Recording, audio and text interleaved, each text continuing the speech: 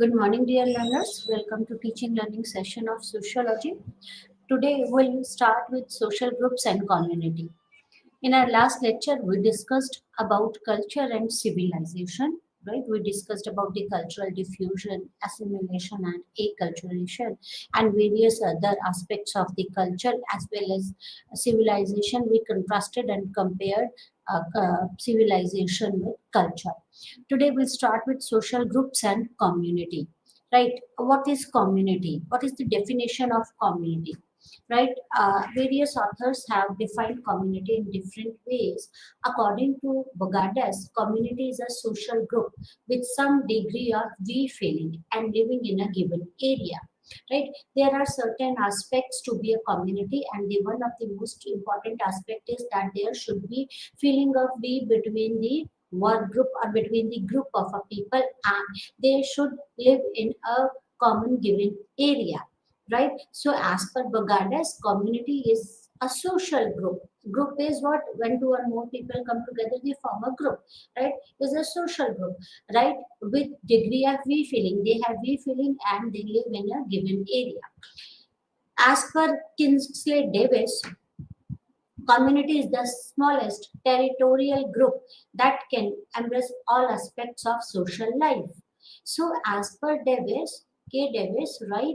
Community is what? Community is the smallest territorial group. Territorial group means living in a given area. That is the smallest group that embraces all aspects of social life. They share the same kind of a social life.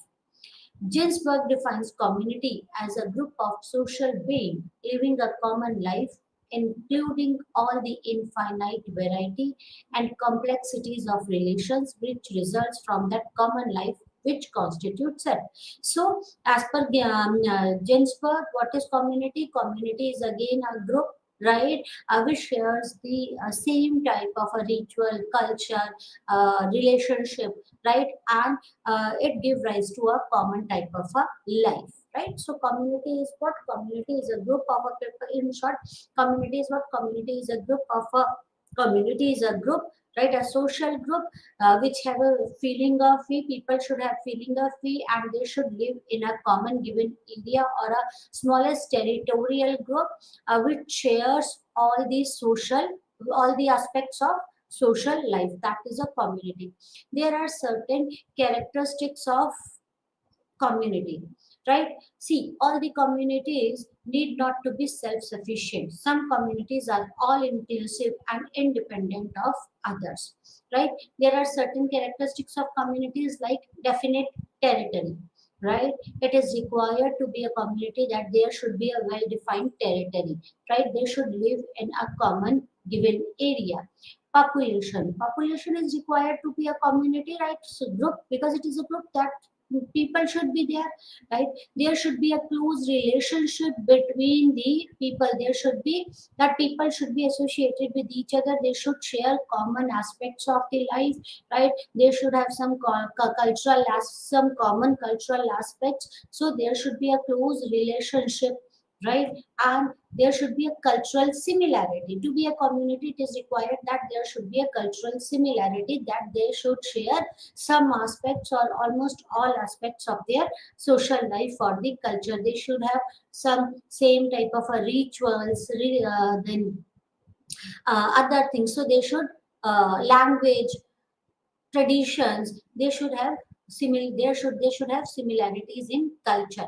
There should be feeling of we. It is required for a community that people of a group should have a feeling of we. They should be bounded together with the feeling of we, and there should be an organized interaction. People should interact with each other, right? These are the characteristics of communities, and all these characteristics are required to be a community. That a well-defined territory, population, close relationship, cultural similarity, feeling of we, and organized interaction. Right? What are the bases of community? On what basis we can divide the community? First is locality. Right? A community always occupies a same geographical area, right? Locality is the physical basis of community. On the basis of locality, territory, or the on physical basis, we can form a community. So community should share occupies the same geographical area, right? So they should have some common territory, right? Next is community sentiment. Next basis of community is sentiment, that the people of a community should have a common type or the same type of sentiment, right? Locality, though a necessary condition, is not enough to create a community, right? See, it is required that they should share a similar same type of a territory or a common territory. It is required, but it is not the enough condition, or it is not enough to create a community.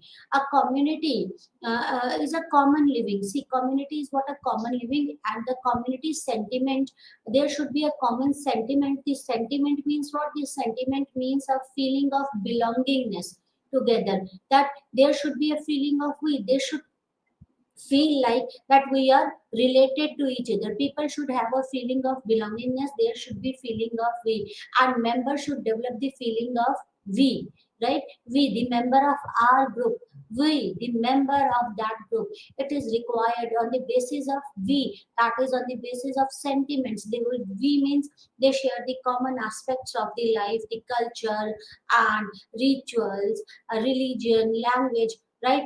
And because of their skill sets, right? And because of this, there should be a feeling of we, and this is required to form a community. First is first basis is locality, that they should share a common territorial area. Then there should be a community sentiment, right? That people should have a community sentiment. In short, people should have a feeling of we, right? What are the elements of community sentiment? First is feeling of we feeling, right? This feeling of we leads men to identify themselves with others. This feeling of we, what it helps us to identify ourselves with others, right? We are like them, they are like us. It helps us to identify ourselves with others. This feeling of we is required, so that we are social animal. We always want to be associated with others. We always want to identify ourselves with others. We cannot live in isolation. Why? Because of the process of socialization, right? So it is required that there should be a feeling of we, and in community, that there should be a sentiment of, there should be an element of sentiment, and there are various elements of sentiment, that is feeling of we, that so that people of one group can identify themselves with others. Then their role feeling should be there, that each person feels that he or she shares, she plays an important role, and his functions are there to fulfill the requirements of the community, and there should be a reciprocal exchange of social scenes. So role feeling should be that in community sentiment there should be a feeling of role, right? That each person feels that he or she a role to, he has a role to play. There is a, in that community, that everyone has to play a role, and his own function to fulfill in the reciprocal exchange of the social.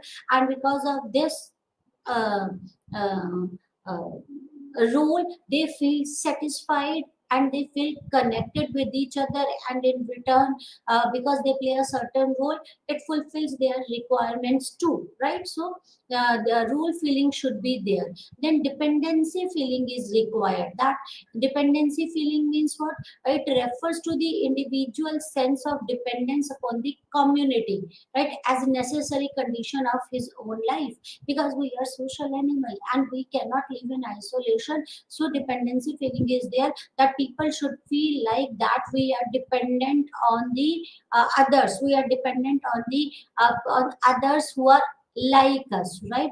So that individual should have a sense of dependence upon the community, that we are dependent on the community, and without community we cannot survive, and this is they should consider it as a necessary condition of life, right? So the, So these are the elements of community sentiment, like feeling of we, role feeding, and the dependency feeling, right? So on this basis, we can define the community as a group of a people within the same geographical area, with division of labor because of role play, with the division of labor into specialized and the interdependence on each other, right? With common cultural and the social system which organizes their activities, and whose members are conscious of their unity and belongingness to the community, and whose members can act collectively in an organized manner, right? So in the all these aspects should be there to be a community, right? That community is what it is, that the people of a community should share a common geographical area, that the geography grouping of that is the first is grouping of the people. They should have a same geography, they should share the same geographical area, they should be interdependent, and there should be labor of division, right? Division of labor, right? They should be interdependent on each other, right? They should share the common culture and social system, right? And the members should have a conscious, they should be conscious about their unity and belongingness to the community, and member can act collectively in an organized manner, right? Community and associations, right? One of the important division of social group is an association. So I hope community is clear to you. What is community? A group of people who shares the common who shares a common geographical area. They share the common social feelings, right? They have a common consciousness. They share the cultural aspects, right? And there should be a feeling of we, that forms a community, right? And one of the most important division of social group is association. What is an association? Association is a group of a people united for a specific purpose or a limited number of a purpose. Community, like there is a, what is association? Community is a different thing. When people come together, they share the very common aspects in certain ways, and there is a feeling of we. What is a association? Association in other sense is again a group of a people, right? They are united, but in association they are united for a specific purpose or for a limited number of purposes. They come together for a specific purpose. After the completion of a purpose, they can go apart, right? So this is a group of a people. They are united for a specific purpose or in a or for a limited number of the purposes, right? Like in school, the object of which is to define the nation or to impart the knowledge. Army or the school, they come together for a specific purpose. For school, that the people come to group of a people in school. Group of a people, it includes teachers, students, management, parents, and other employees. Right? They come together for a specific purpose. The specific purpose is to impart knowledge to the students. Right? They come together for the specific purpose or purposes. Right? A community, while community is a permanent social group that embraces a totality of ends or purposes, while association is a temporary group, right? While this community is a permanent group that come together to meet the ends of the purposes. They share the common aspects of the life. Association, in contrast with an association, the life of members of communities wholly lived in it, and they find all their social relation, while outside it there is a little, but they need it, right? So community, I hope now you understand community and association. Association is a group of a people which come together for a specific purpose or purposes, right? While community is what, again a group of a people, they come together because uh, see it's a permanent type of a group of a people, and they have a feeling of we. They share some common geographical regions, and they share some other aspects. They share all other aspects of life in common, and they have a feeling of we, right? There is a division of labor, and in community people are interdependent. They are dependent on each other, right? And they feel like that community, they feel like that without community they cannot survive, or it is important to be a part of a community. It is an important to be a part of a community. So community is a permanent type of a group, right? Social group. Social group, albeit small, defines a group any number of a people, large or a small, between whom such relations are discovered that they must be thought of together is a group.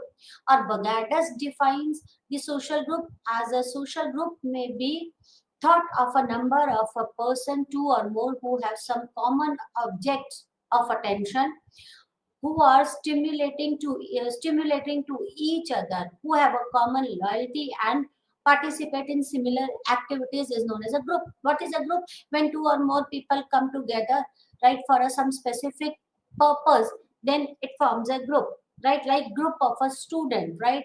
Group of a student is that they have some common purpose, they participate in the similar type of the activities. When two or more than two people come together, they form a group, right?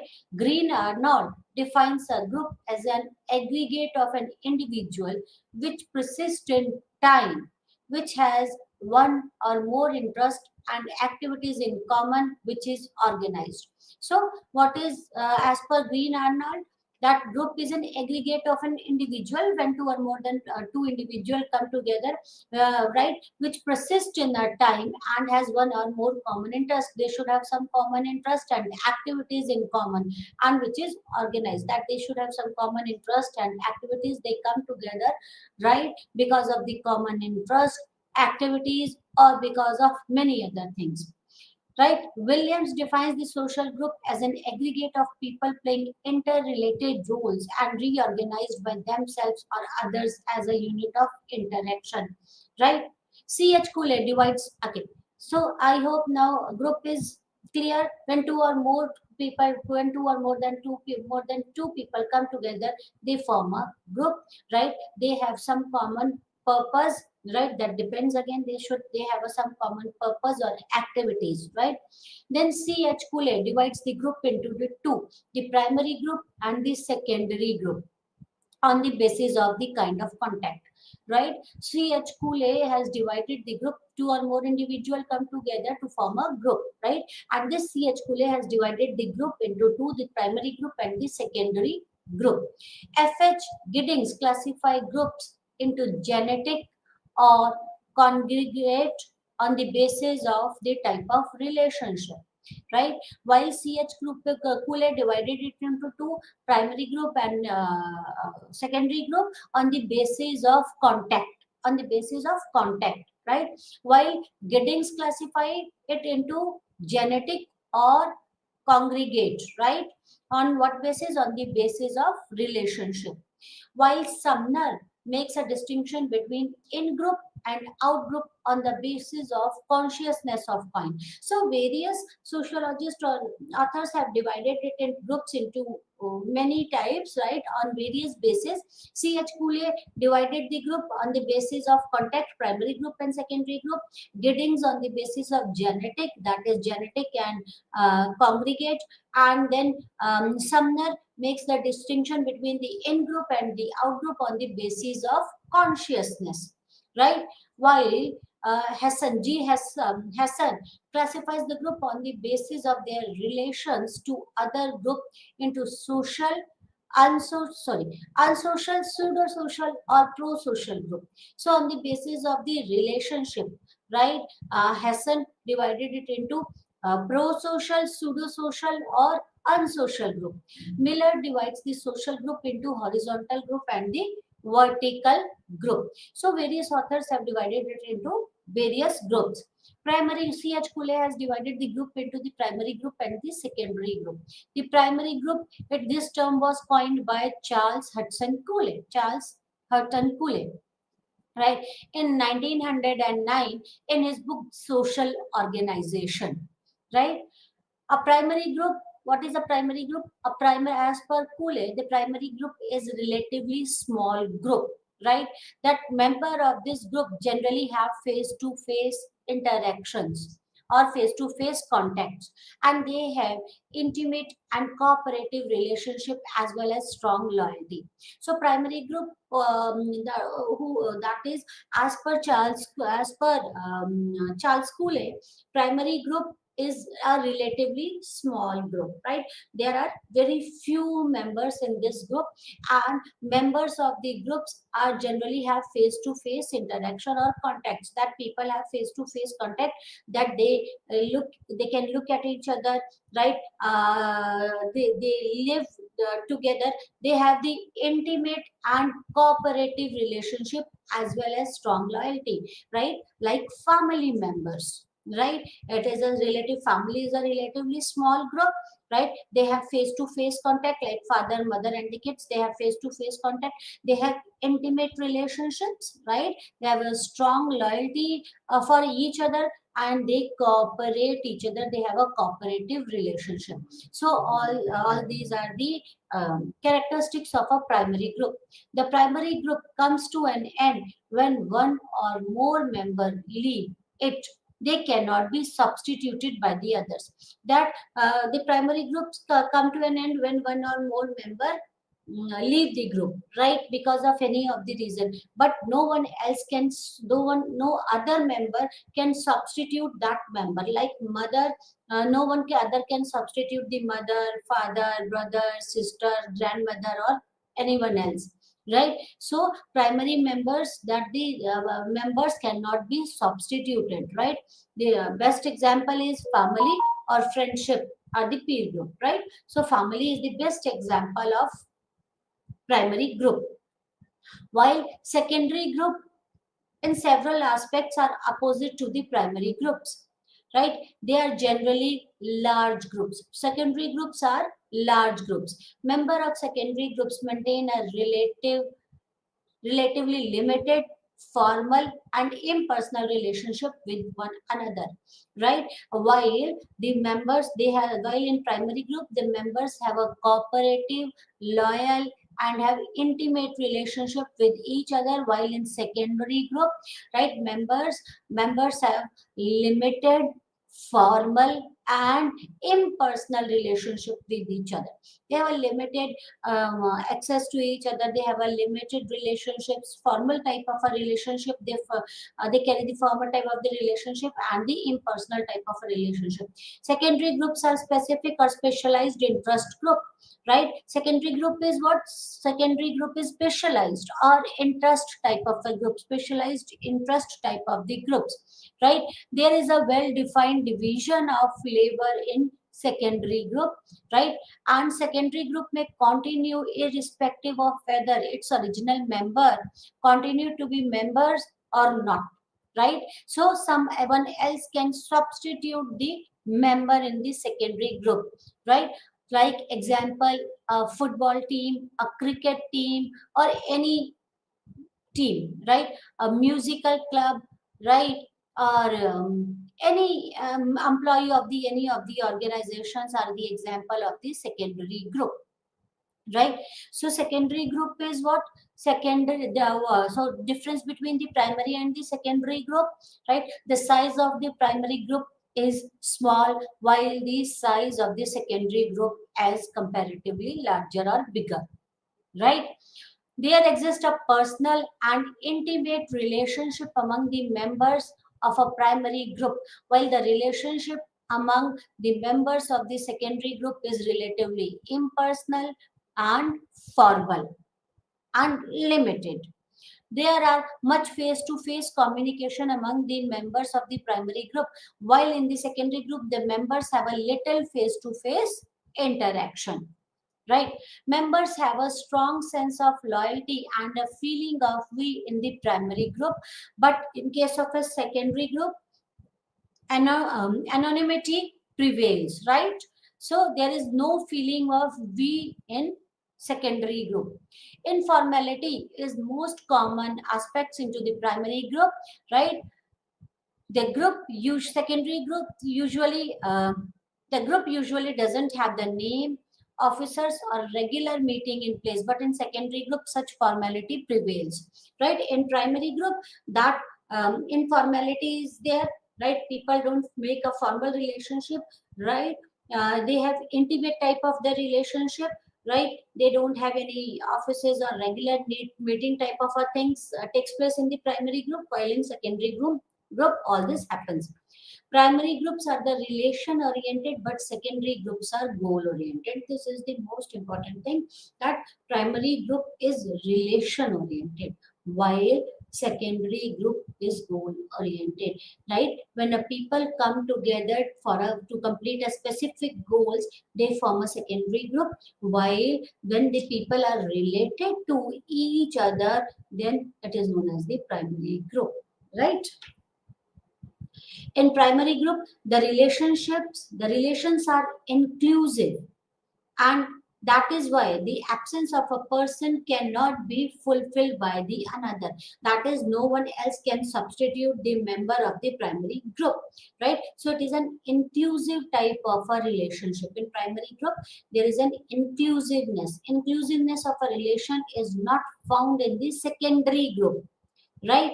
And therefore a person can very easily substitute it for another, right? So inclusiveness is there in relation in primary group, while it is not there in the secondary group. And because of this inclusiveness, the member in a primary group cannot be substituted by another, while it can be substituted by others.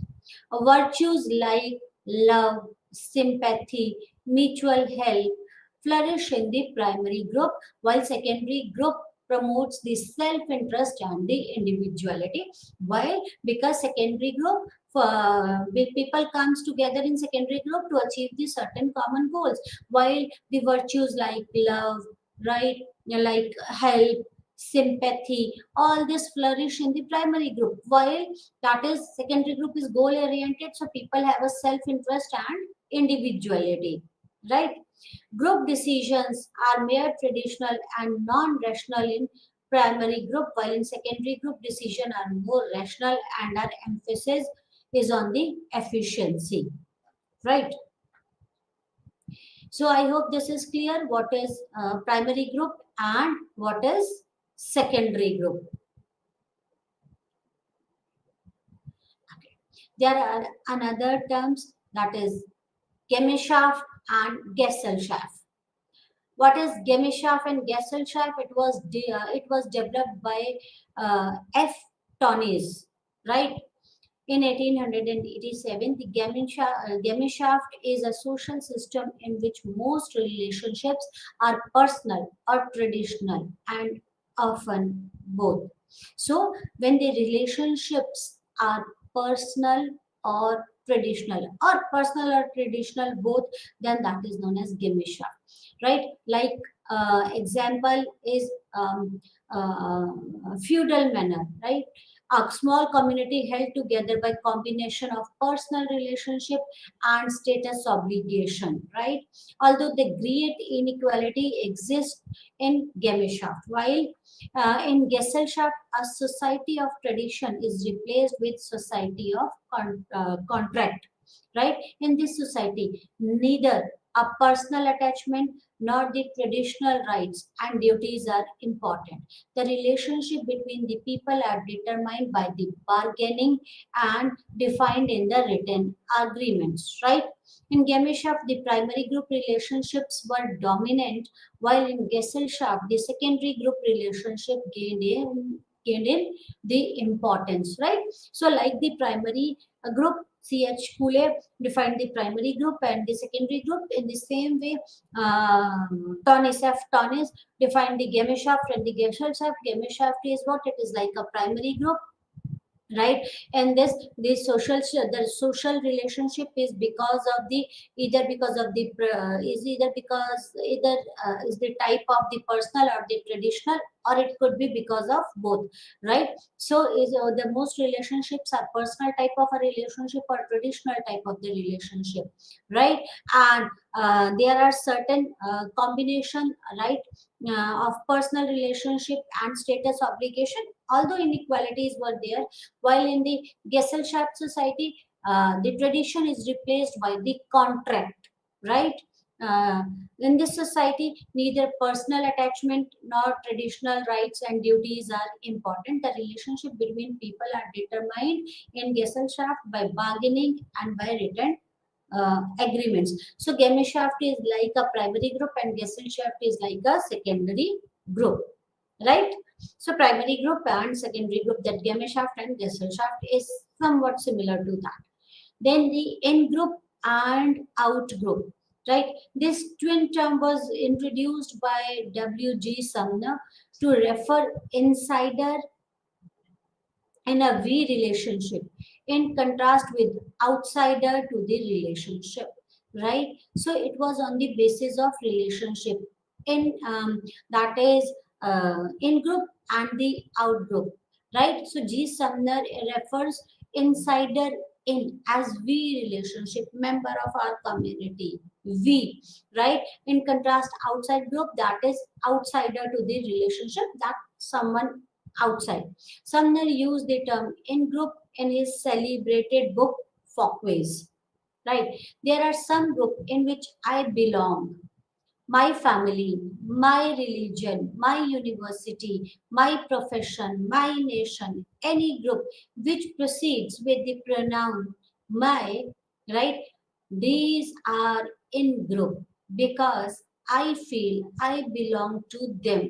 There are other group which I don't belong, right? So any group which for which one has a feeling of my group, my nation, my, right? Because I feel like I am member of that group, then that group is known as in group, right? And so that these are the in group, these are in group because I feel I belong to them because of a feeling of we or I, member of that is my group, right? There is a feeling of I, right? I feel I belong to them, while there are other group to which I don't belong, right? So that is known as the out group, right? My nation, my group, my family, right? Or my profession, my organization, member of this organization, right? So this is in group because I belong to that group. So that group is known as in group, and to other group which I am not the member of that group is out group for me. Their organization, that organization, their nation, that is out group for me. Reference group, then again a reference group may or may not be an actual group. It could be an actual group and cannot be an actual group. It may even be an imaginary one. Reference group could be the actual one or it could be an imaginary one. Any group is a reference group for someone if his conception of it, which may or may not be realistic, is a part of his frame of reference for assessment of himself or of his situation, right? So in short, what is a reference group? Reference group refers to any of the group accepted as a model or a guide for judgment of or for the judgments and actions, right? That group is known as a reference group. Any group, right? Reference group, what is reference group? Reference group refers to that group, right, which one has accepted as a model or a guide for his or her judgment or action, right? So if one wants to judge his actions or guide, right, whatever he is doing is correct or not, that with comparison to the other group, that other group is known as the reference group, right? So reference group refers to any group accepted as a model or a guide which guides our actions, our judgment, that is known as the reference group, right? Say, uh, for example, right, some of the renowned universities, we can make a reference group to one of the best organization, and we try to judge our performance with reference to their performance, our strategies with reference to their strategies, our action with reference to that renowned organization, right? So that renowned organization, that say X organization, could be a reference for the Y organization, right? So reference group refers to any of the group which has been accepted as a model or a guide for judgment or actions, right? That is known as the reference group. Vertical group or horizontal group, right? What is vertical group and horizontal group? This concept, vertical and the horizontal group, was given by the Miller. A vertical group consists of members from all walks of the life, while horizontal group consists mainly of members from one social class, right?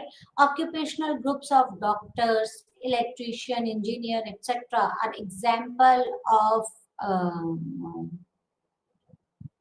horizontal group, while caste group is an example of the vertical group. Say vertical group and the horizontal group.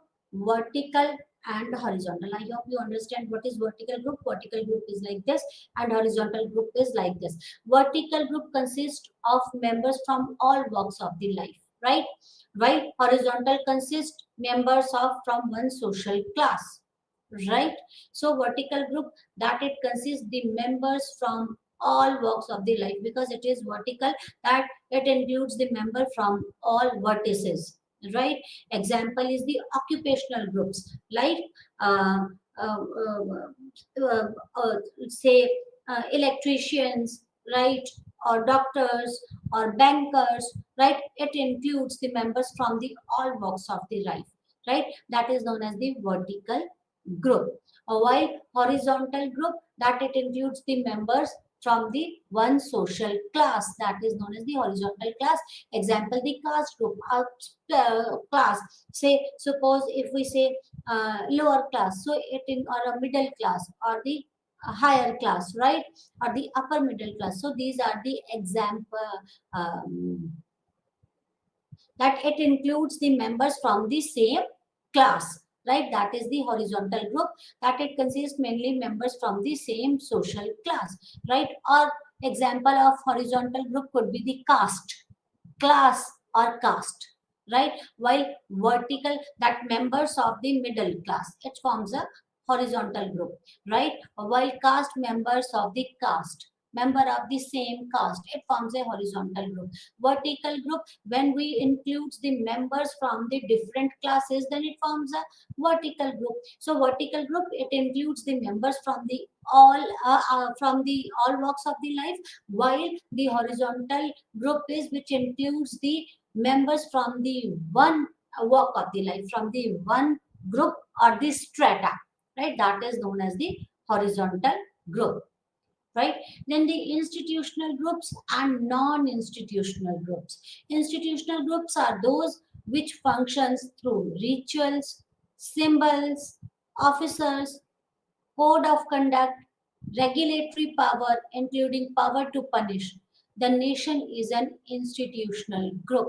So institutional groups have certain important as which functions, that these institutional groups functions through rituals or through symbols or through code of conduct. They have certain code of conduct, they have certain regulatory power. All these are the institution groups. And the state as an association of citizens for power is an institutional group, while in contrast to the picnic party, which is non-institutional group. Institutional group which has certain powers, certain code of conduct, they have well defined powers, code of conduct, punishments, right? Regulatory framework, and these are known as the institutional group. Example, any organization or the nation could be an institutional group, because they have regulatory power, there are certain rituals to follow, there are certain symbols, there are certain code of conduct, right? This in then uh, non-institutional group, when people come together without, or they have the similar type of the powers with they could have, there is no code of conduct, right? They might not follow similar type of rituals or the symbols, then that is known as the non-institutional group. Example, a picnic group or any exertion group could be the non-institutional group. Voluntary and non-involuntary groups. Voluntary group is one which a person joins his own. It is his option whether he wants to be part or member of that group or not. Example, the club membership is a voluntary type of a membership. It totally depends on the individual's wish whether he wants or she wants to be part of that club or not. An involuntary group is one which is the based on the kinship or the caste group, and it is beyond one's will, right, to be part or not to be part of that group. That is known as the involuntary group, right? That is example is member of a certain caste or member of a family is involuntary group. So voluntary group is, it depends on the wish, right, of the individual whether one wants to be part of that group or not, or not the part of that group. That is known as the voluntary group. Involuntary group is that group which is not based on the wish of an individual, right? And this involuntary group is actually based on the kinship system or on the caste system, and it is beyond anyone's will or wish, right? Example is, say, a member of the family, right? Formal and informal group. The informal group is one in which members or the number of person work together to attain the common goals. There is no set of formal rules and regulations to govern the relationship. It has no definite structure, right? So this is known as informal group. Example is crowd, when the people together come together, right? And there are no formal rules and regulation to govern the relationship. There are no formal rules, right? No regulation to govern the relationship. Then people come together, right? Then that is known as informal group, like a crowd, right? For example, crowd, when the people that they have a certain common, but in this formal group the person come together to attain a common goal. Their goal could be common, like people go to the airport to board the flight. Goal is common. They might board the different flights, but goal is common, that they want to board a flight. That is known as the informal group. There are no certain formal rules for the group and the regulations to govern the relationship. While formal group consists of a number of a person working together towards a given goal, right, according to the set of rules under the directions of a set of officers. It has a definite structure. Example, a bureaucratic group is an example of formal group, right? Formal group is when people come together to achieve the common goals, right? And they have to follow the certain rules. There are this set of rules, and everyone is supposed to follow those rules, right? And these groups are known as the formal group. There are certain well-defined hierarchy, right? A certain obligations and rights, right? So these are the formal groups. When the informal group, when people come together, right, without um, uh, when there is no common formal rules and regulation to govern the relationship between the people or among the people, that is known as the informal group.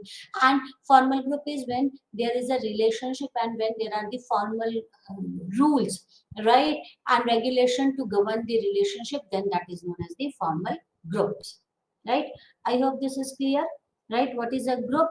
When the two or more people come together to form a when two or more than two people come together, they form a group, right? Then various authors have defined the various type of the groups, like C.H. Kule has defined the primary group and the secondary group, right? Then we discussed about then Giddings defined the genetic and the congregate uh, groups. Then Sumner defined as the in-group and the out-group, and G. Hesson defined that the unsocial, pseudo-social, and pro-social group. Miller defined the horizontal and the vertical group. For a primary group and secondary group, primary group and secondary group is on the basis of the contact. When people are in direct contact, face-to-face contact, that is known as the primary group. When people are not in the direct contact, that they are known as the secondary group. Primary group could be small in size, while secondary group could be comparatively larger in size. That in primary group there is a relationship among the members, while the relationship among the members of the secondary group is relatively impersonal. Then we discussed about the Gemeinschaft and the Gesellschaft. Then Gemeinschaft is what? Gemeinschaft is like a primary group, right? And Gesellschaft is like a secondary group. In Gemeinschaft, that there is a relationship, there could be a personal or the traditional relationship. Gesellschaft, there is a relationship because of the contract. Then we discussed about the in group and the out group. In group is what? In group is divided. It has been defined by the Sumner. In group, when member is a part of that group, then that group is known as the in group. When there is a feeling of we are member, that if I am the member on my group, then that group is known as the in group. When there is no feeling of we, then that group is known as the out group. That is their group, right? Then the reference group is that group which could be refer, right? Or which could be, or in other words, reference group is that group which could which that group that has been accepted as a model or a guide, right, for one's actions or judgment, right? Then the horizontal group and the vertical group. Miller has defined the horizontal group and the vertical group. Horizontal group, right? Vertical group, that the member from the all aspects of the life come together to achieve the goal, that is known as the vertical group. Horizontal group, when the member from the same aspect of the life come together, they form the horizontal group, right? Then the institutional and the non-institutional group, right? Institutional group, when the group which functions through rituals, symbols, code of conduct is there, regulatory power or the framework is there, then that group is known as the institutional group, right? And the non-institutional group is when there is no code of conduct, then that is known as the non-institutional group. Then the voluntary and involuntary group. Voluntary group is what? A voluntary group is one in which a person in which person joins that groups as per the wish, right? That is known as the voluntary group. Whether one wants to be the member of that group or not, or not the member of that group, that is known as the voluntary group. Involuntary group is not, it is not as per the wish or willingness of an individual, that is involuntary group. Then the formal group and the informal group. Informal group is that group where the number of people come together to attain the common goal, but there is no formal rules or code of conduct, right, or regulation to govern the relationship. That is known as the informal group. While formal group consists of number of person working together towards a goal according to the framework or the code of conduct, then that is known as the formal group. Now status and roles, right? I hope this is clear. What is status? What is status? Social status refers to the position which one holds in the society or the group, right? What is status? Status is nothing but the position which one holds in the society or in group, that is known as the social status. The status implies to the position or rank one holds in the social group. Status is position that one holds in a given system. So in short, what is status? So status is nothing but the position which one holds in this society or in the group, that is known as the status, right?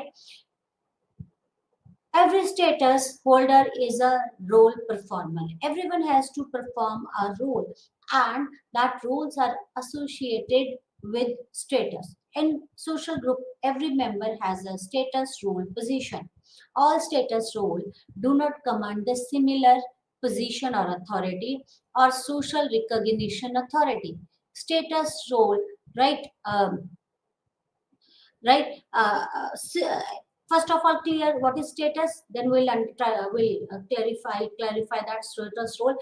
Any position, the position which one holds in the society is known as the status. Like someone is the father, right? He holds the status of a father, right? Then that is the status of that person could be the father, or a mother. The status of that lady could be a mother, right? Or a sister. The status of that person could be a sister, or say treasurer of some organization. The status of that person is that he is an treasurer of that group, right? Then that is known as the status. That one position which one holds in the society is known as the status, and every status is associated with the role. One has to play the role of that status, right? Like being a father, you have a role to play of a father. There are certain uh, important roles associated with this status which one has to play, right? That is known as the status role. Every status holder has a role to perform, and in social group every member has a status role position, right?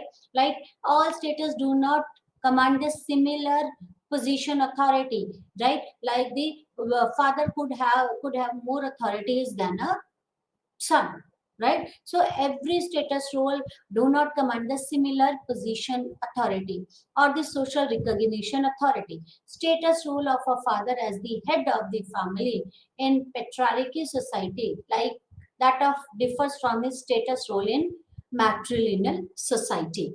So everyone has to play a role, and the status role differs, right? There are certain elements and characteristics of social status. The status is determined by the cultural situation of a particular society. So, status is what? That status is the position which one holds in the society, and this status is determined by the cultural situation of a particular society. So in some society, right, father could have a higher status than the mother, but in matrilineal society mother will have a mm, higher status than the father. So status is determined by the cultural situation of a particular society. The status is determined only in relevance of the other members of the society. So one can see important thing about this status is the status is determined only in relevance to the other members of the society, right? Every individual has to play a certain role in accordance to the status, and status is only a part of society as a whole, right? Status is nothing but a part of a society as a whole, and every status is determined only in relevance to the other members of the society, other status of the society. We feel like that this status is higher than this status. It actually varies from the cultural situation, and status is relevant to the other members of the society, right? And every individual has to play a certain role as per the status, right? And status is just a part of society as a whole, right? Status is so status. As a result, the society is divided into various groups. Every status with carries with it some prestige. So with every status, some prestige is associated with every status, right? Okay. Status may be divided into various categories. These categories or status are not imposed from above. Some of these status are earned or achieved while others are ascribed. Right. So every that the rules are associated with the status, and every status carries some prestige, right? And then the status people may be divided into the various categories. The categories or the status are not imposed from the above. Some of the status could be earned while others could be ascribed, or status could be ascribed type of a status, or achieved type of the status. Types of the status, there are two types of the status: ascribed status and the achieved status. Ascribed status is what status? Ascribed status, the status which is given to an individual on the basis of the situation of the society or by the members of the society, is called the ascribed status. Right. Such status is may be given by the birth or by the placement in the social group. Ascribed status is that status which we inherit when the society gives us the society status. Then that status is known as the ascribed status. Right. This status is given by the other members of the is given to the member by the other member of the society. Then that is known as the ascribed status. It could be by because of the birth or by because of the member of because of the member of a certain group. Then that is known as the ascribed status. While the achieved status, ascribed status is like caste status in India. Achieved status is that status or the position that a person has earned out of his personal effort, is called the achieved status. Right. And this status is given by because of the ability, capacity and efforts of the individual. That is known as the achieved status. That is the occupational status of an individual could be an achieved status. Right. That's all for today. Right. We'll continue from here in our next lecture. Till then, namaskar.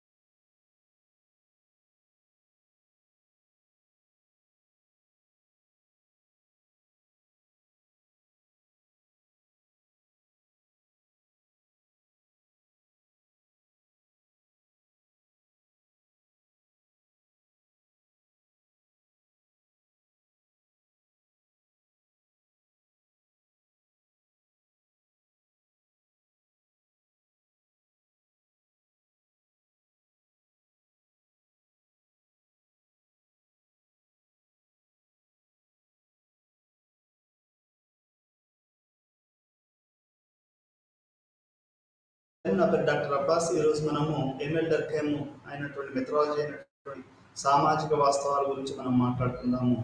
ప్రతి శాస్త్రవేత్త కూడా ఒక పద్ధతి అంటే methodology అనేది ఉంటుంది. అది Karl Marx అయితే హిస్టారికల్ మెటీరియలిజం అని చెప్పొచ్చు. అదే నా ఎంఎల్ డర్ఖేమ్ గారికి అయితే సోషల్ ఫ్యాక్ట్స్ అనే సామాజిక వాస్తవాలు ఒక మెథడాలజీగా మనం చెప్పొచ్చు. అంటే ఈ యొక్క ఎంఎల్ డర్ఖేమ్ సామాజిక వాస్తవాల గురించి చెప్పే ముందు మీకు ఎంఎల్ డర్ఖేమ్ జీవించిన విధానం, ఆయన ఎటువంటి సోషియాలజీని రాశాడు, ఇవన్నీ కూడా మాట్లాడుకునేటప్పుడు మీకు కొన్ని విషయాలు చెప్పాలి. ఎప్పుడైతే ఫ్రెంచ్ విప్లవము, ఇండస్ట్రియల్ విప్లవము, ఆ తర్వాత మనకు రినైజాన్స్ పీరియడ్ వచ్చాయో, ఆ టైంలో ఏంటి అంటే సమాజం అనేది ఒక కలెక్టివ్ నుంచి ఇండివిజువలిజం వైపు అది పరిగెత్తడం మొదలుపెట్టింది. అంటే ఒక మనిషి ఇండివిజువలిజం అనేది ఎక్కువైపోయి సమాజంలో కొత్త మొరాలిటీ అనేది రావడం మొదలుపెట్టింది. అంటే ఫ్యూడల్ మొరాలిటీ నుంచి అది ఆధునిక మోడర్న్ మొరాలిటీలోకి, మొరాలిటీ అంటే తాత్వికత, చేతన, అది ఒక మధ్యయుగాల మానసికత నుంచి ఆధునిక మానసికత వైపు అది ప్రయాణించడం మొదలుపెట్టింది. ఆ ప్రయాణించే టైంలోనే మనకు సోషియాలజీ పుట్టింది అని చెప్పొచ్చు. అంటే ఎంఎల్ డర్ఖేమ్ గారు is the first professor of sociology in the world who explains the society how it is changing. ఈ సమాజం అనేది ఎట్లా మారుతుంది, ఆ రకంగా ఏ రకంగా దీన్ని మనం అర్థం చేసుకోవాలి. మోరల్ డికే అంటారు. అంటే మధ్యయుగాల నాటి ఫ్యూడల్ మొరాలిటీ అనేది దెబ్బతినిపోయి ఆ తర్వాత కొత్త ఆధునిక మొరాలిటీ రావడం. దానికి ఉదాహరణ చెప్పాలి అంటే ప్రతిదాన్ని ప్రశ్నించడం అనేది మనకు మోడర్న్ మోడర్న్ మొరాలిటీలో ఉంది. అంటే ప్రతిదీ, ఇప్పుడు జెండర్ క్వశ్చన్ అయినా కావచ్చు, క్యాస్ట్ అయినా కావచ్చు, మతమైన కావచ్చు, కులమైన కావచ్చు, ప్రాంతమైన కావచ్చు, అసమానతలే కావచ్చు, ఆర్థిక అసమానతలే కావచ్చు, ఇంకే స్వేచ్ఛ, స్వాతంత్రాలు, సౌభ్రతత్వాలు ఏదైనా కానీ ఒక మొరాలిటీ ఏం చెప్తుంది, ఆధునిక మొరాలిటీ ఏం చెప్తుంది అంటే అది ప్రతిదాన్ని ప్రశ్నించడం అనేది సామాజిక వాస్తవంగా మనకు ఆధునిక శాస్త్రం తీసుకొచ్చింది. దీన్ని అర్థం చేసుకునే టైంలోనే సమాజం మొత్తం ఒక క్రైసిస్లో పడ్డది, ఒక సంక్షోభంలో పడ్డది. ఆ సంక్షోభం నుంచే మనకు ఎంఎల్ డర్ఖేమ్ లాంటి వాళ్ళు పుట్టుకొచ్చారు. వాళ్ళు సమాజంలోని వాస్తవాలని ఎట్లా చదవాలి, ఇండివిజువల్ వర్సెస్ కలెక్టివ్, వాళ్ళ ఇండివిజువల్ అంటే వ్యక్తిగతము మరియు సామాజికం, ఈ రెండిట్లలో ఏది ముఖ్యము, ఏది తక్కువ, ఏది ఎక్కువ అనే చర్చలు అనేటివి చాలా ఎక్కువగా జరుగుతూ ఉండేవి. అట్లాంటి సంధి దశలోనే మనకు ఎంఎల్ డర్ఖేమ్ గారు యొక్క సామాజిక వాస్తవాలు అనే ఒక కాన్సెప్ట్ తీసుకురావడం అనేది జరిగింది. అంటే ఏంటి అంటే ఇండివిజువలిజం అని మనం అర్థం చేసుకోవాలన్నా అంటే మనిషి యొక్క కోరికలు, వాటి యొక్క ప్రభావాల మీదనే మనం మనిషి అర్థం చేసుకోవాలా, మనిషికి ఈ యొక్క సమాజం లొంగుబడి ఉండాలన్నా, హ్యూమన్ వయలేషన్ అంటారు, VIOLON, హ్యూమన్ వయలేషన్ అంటారు.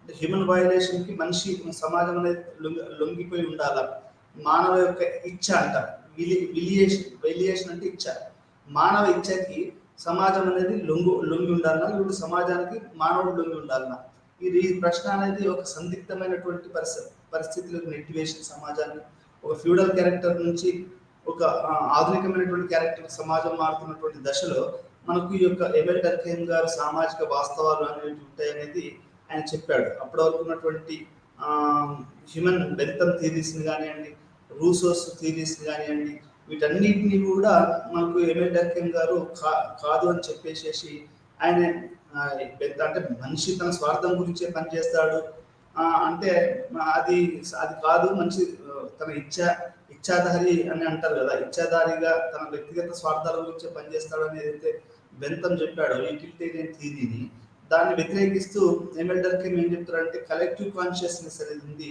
కలెక్టివ్ రిప్రజెంటేషన్స్ అనేవి ఉన్నవి, అవి సామాజిక వాస్తవాలు, వాటి గురించి చదవడం అనేది సామాజిక శాస్త్రం చేస్తుంది అనేది మనకు ఎంఎల్ డర్ఖేమ్ గారు చెప్పారు. లేదంటే హ్యూమన్ వైలేషన్ అంటే ఈ మానవ ఇచ్చకు కానివ్వండి, లేకపోతే వ్యక్తిగత స్వార్థ ప్రయోజనాల గురించి సమాజం పనిచేయదు. అది మోడర్న్ ఫిలాసఫీ ఏదైతే తీసుకొచ్చిందో వ్యక్తిగత స్వేచ్ఛ, వ్యక్తిగత స్వార్థము, ప్రతిదీ వ్యక్తిగతము అనేది అది ఎంతవరకు ఉంటుంది, సోషియాలజీ చేయవలసిన పని ఏంటి అనే విషయాల గురించి ఎంఎల్ డర్ఖేమ్ చాలా లోతుగా అధ్యయనం చేయడం జరిగింది. ఎంఎల్ డర్ఖేమ్ ఎందుకు మొట్టమొదటి ప్రొఫెసర్ అయ్యాడంటే ఏ శాస్త్రవేత్త కూడా పునాదులు వేయలేదు, సబ్జెక్ట్ మ్యాటర్ అంటారు. ప్రతి సబ్జెక్టు కూడా దాని సబ్జెక్ట్ మ్యాటర్, తనకు పరిధి ఉంటుంది.